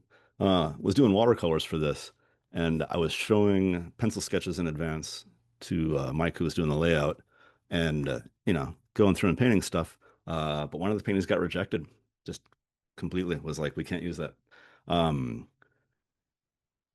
There are places where I could do some digital fakery. Like we got this cute little dragon. Let's say they came back and said, we don't want the S curve on the tail. We want it to be more zigzag, like a angular. I could paint on another piece of paper that tail and digitally merge it. So there's some ways to patch it, perhaps. But if it's like a broad scene, I know this is an old book, but a broad scene like this, trying to like swap out 2 characters in watercolor is going to be super tricky. So generally speaking, illustrators expect to see 2 rounds of revisions on their work. Like here's the initial draft, here's some color samples.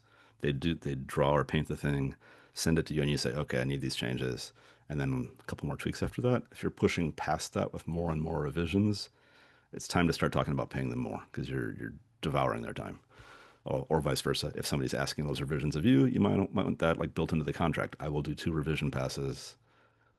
Past that, we're renegotiating the amount of money that's involved. What else? Oh, and then what's the deadline? And then what's the real deadline? And if you are hiring them, I want you to lie on both.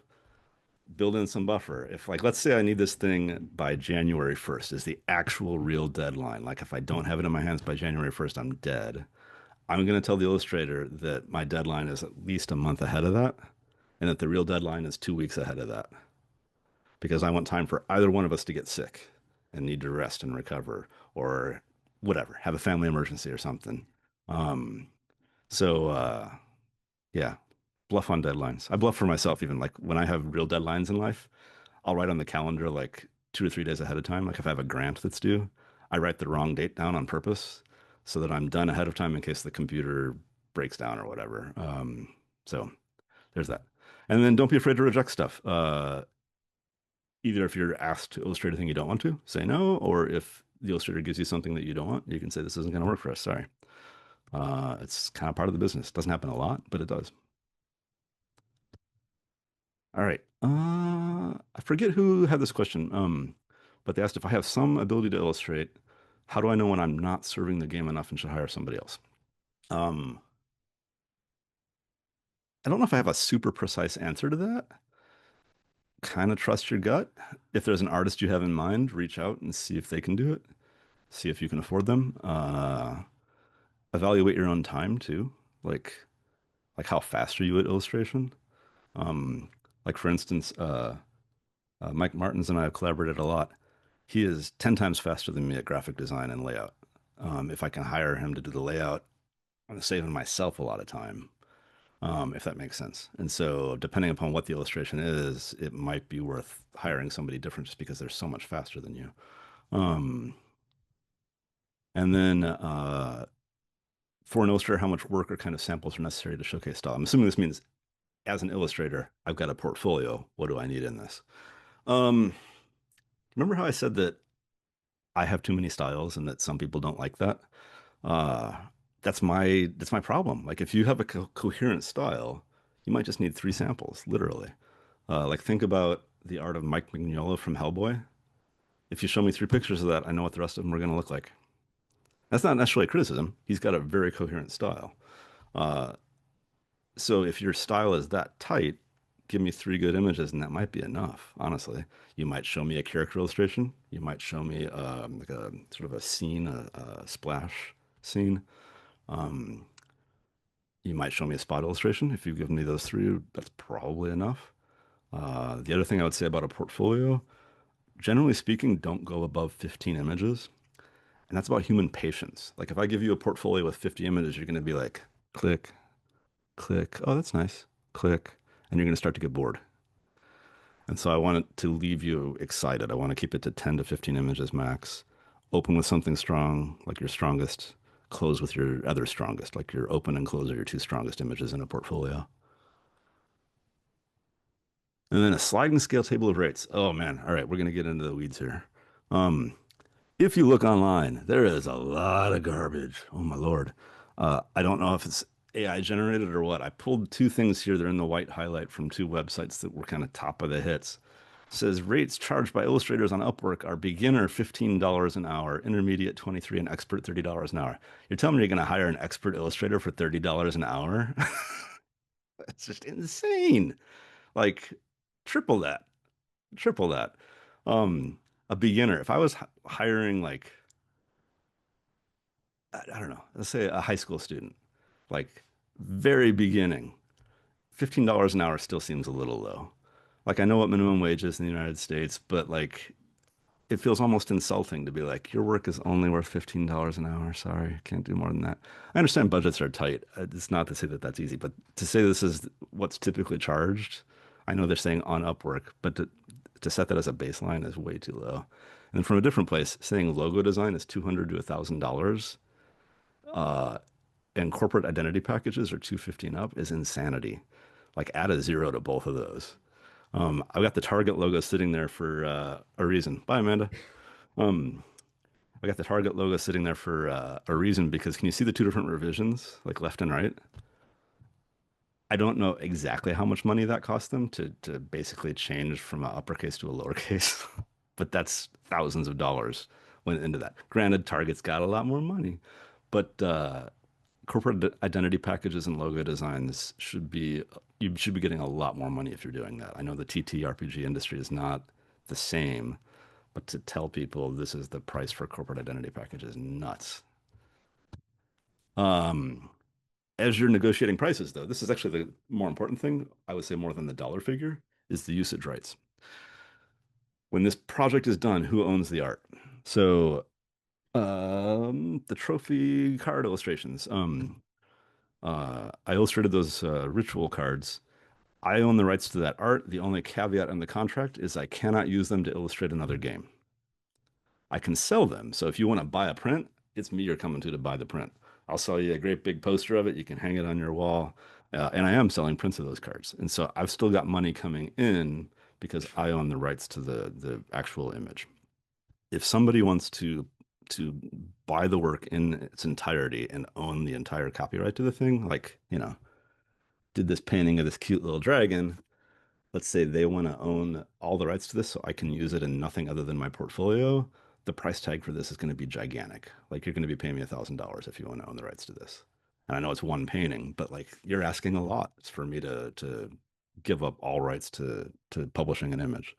Maybe 1,000's a little high, but like, it should be in the hundreds of dollars for a single illustration if you're giving them complete full rights to the thing, because you're giving up those rights in perpetuity. Like, they finish a game, they can keep selling that game as a PDF for eternity, and you're getting $0 off that. Does that make sense? It is difficult to arrange residuals.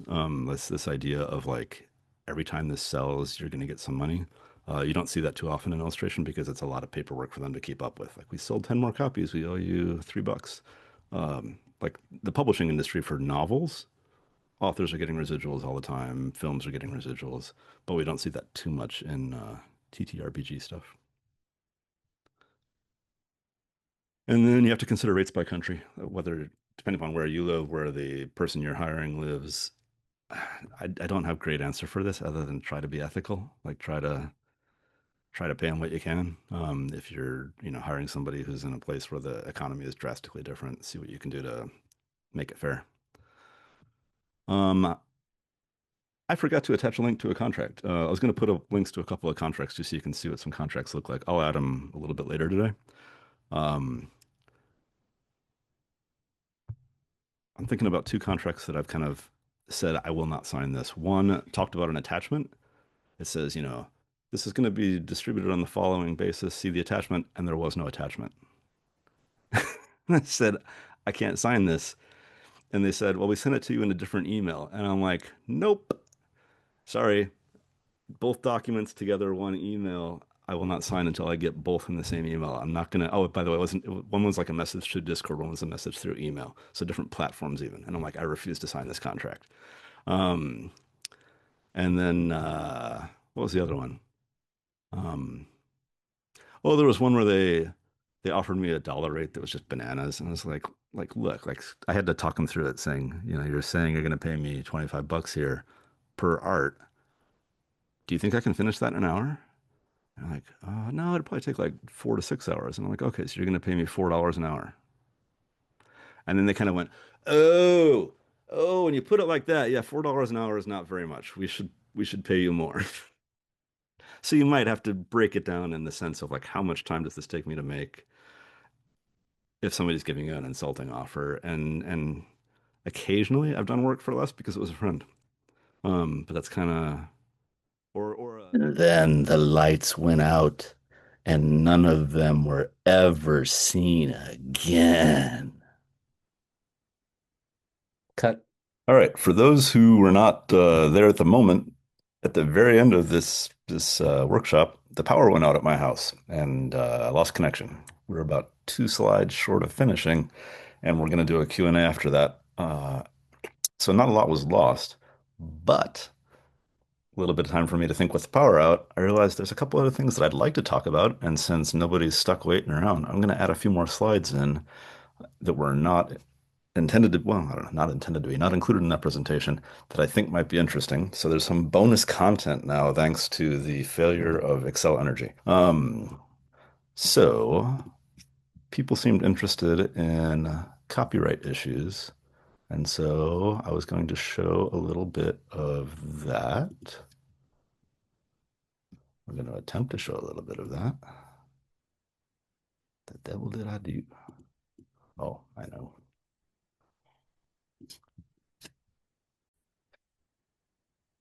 All right, so we're going to show a few more slides regarding copyright law and a couple of other topics, and I think they'll be interesting and they won't take too long. So more on copyright law and how it impacts illustrators. So I mentioned this earlier, I'm an artist, not a lawyer, but I've bumped into this in various capacities for quite a few years, and so I know a little bit, and wanted to talk about a couple of things that are fun and fascinating. Copyright lawsuits, I guess, have been intriguing. On the left, a Marlboro cigarette ad photographed by Norm Clayson. On the right, a work of fine art by Richard Prince. Richard Prince absolutely appropriated this. He simply photographed Norm Clayson's advertisement that landed in a magazine. So Norm Clayson was hired by Marlboro. He took the photos. He was paid by them a small amount of money. Richard Prince appropriated the work, photographed it, printed it large, claimed it was now his, and has sold it for price tags ranging from $1 million to $3.7 million for the photographs. So Richard Prince has made an astronomical amount of money out of this. Norm Clayson has received not a penny of it. And to me, shockingly, the Supreme Court has upheld that this is new work, interpreting or reinterpreting Norm Clayson's work, and Norm Clayson doesn't get a dime.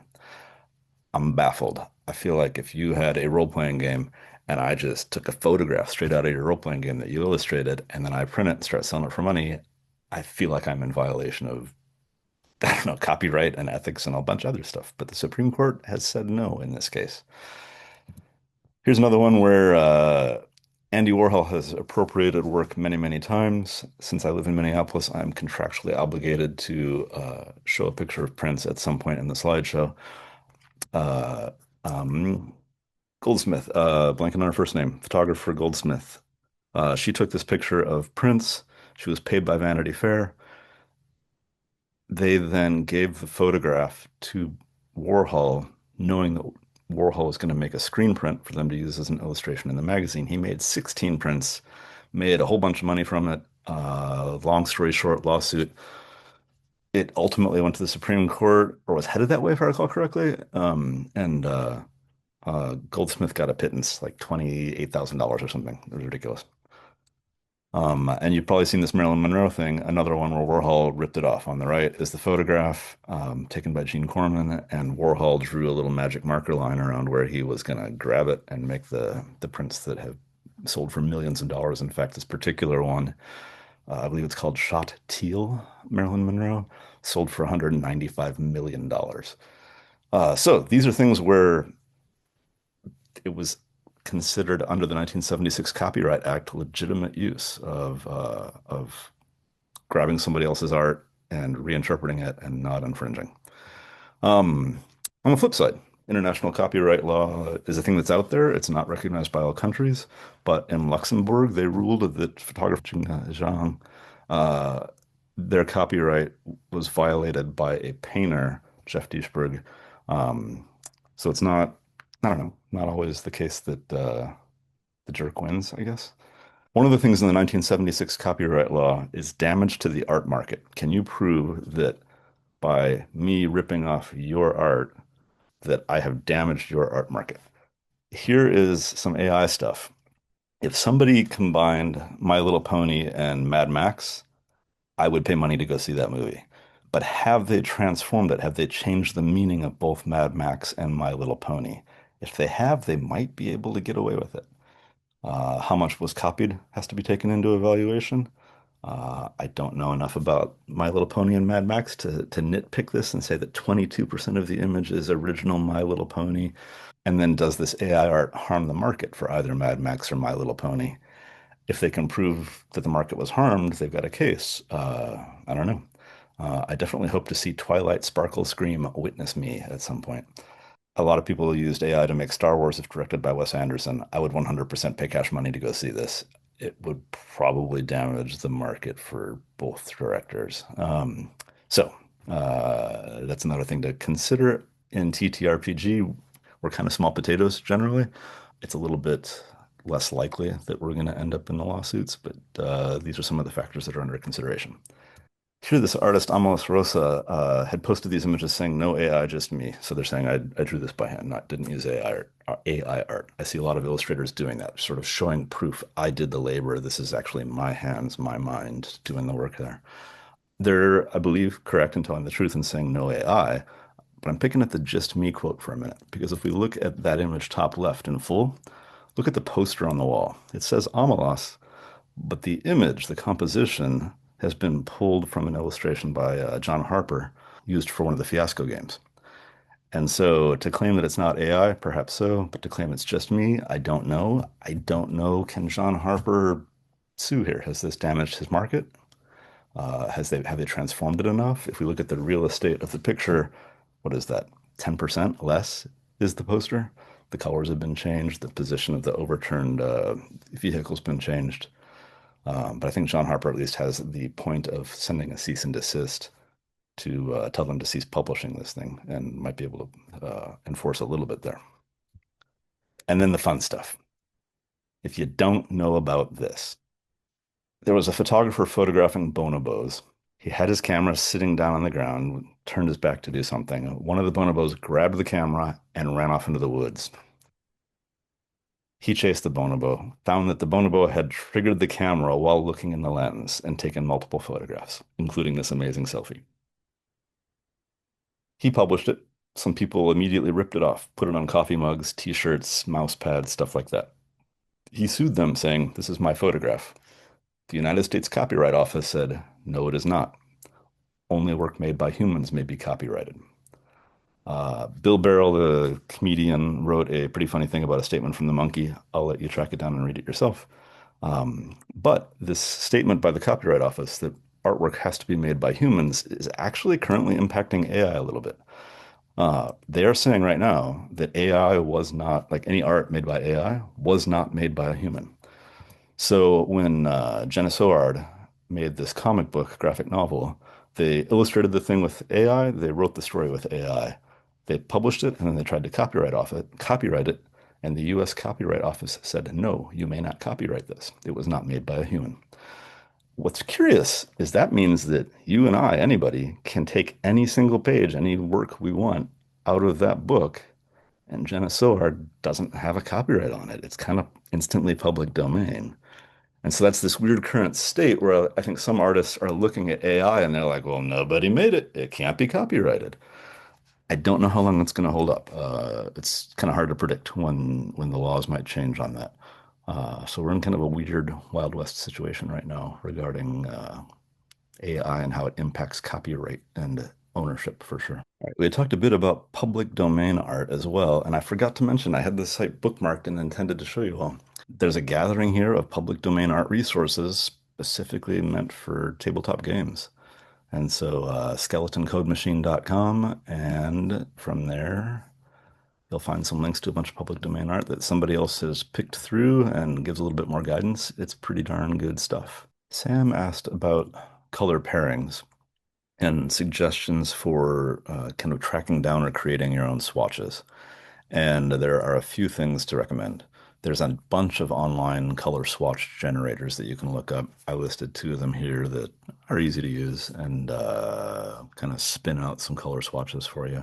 There's also two books that are interesting. I don't have one of them here, but I do have it in my classroom. I use Color Index by Jim Krause with my students. There's a volume 1, a volume 2. They've done some newer editions. The color index, if you look in the picture here on the margin, you'll see that, or sorry, not the margin. No, that's the right word. The leading edge of the cut paper, far edge of the book, you'll see like little color swatches. So from the, not the spine, but the leading paper side, you can see here's the section that's kind of pinks and browns, and here's the section that's kind of blues and greens. And then from there, they'll have groupings of 3, 4, or 5 colors that they feel like go well together, and a little example, kind of a stylized in this page, like a stylized surfboard or something, showing how those colors might look together in a design. And then it is also giving you in those two columns of numbers the CMYK numbers and the RGB numbers. So if you're working in digital art, this analog book is fantastic because you can literally type in the numbers and have those colors. So that's fantastic. And then two other books that are very similar in size, similar in concept. These are both by Sanzo Wada. They're in Japanese, but they're color swatches. You don't need to read Japanese to understand them. There is some degree of English translation of color terms here. So these give a different cultural perspective of color pairings that you might find useful. The one thing they don't have, they do not have the numerical values for RGB or CMYK. But otherwise, they are fun for having a just a new sense of what colors might go together from a culture other than kind of that dominant English-speaking one. All right, the other thing I wanted to share with you, I said I would share what a contract looks like, and I just needed to redact some names, but all those names and addresses are redacted. They can be pretty short, honestly. This is a full contract. The gray boxes are company name, title of the game, name of the art director, name of the artist. That is basically it.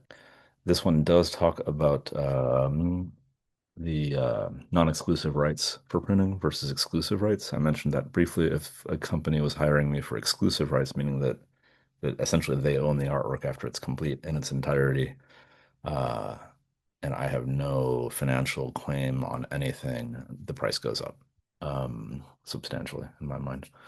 But anyway, that's that. I think that's all the stuff I have in this little addendum, and hopefully the power doesn't go out again. And everybody enjoy the rest of that Sprigs and Kindling workshop.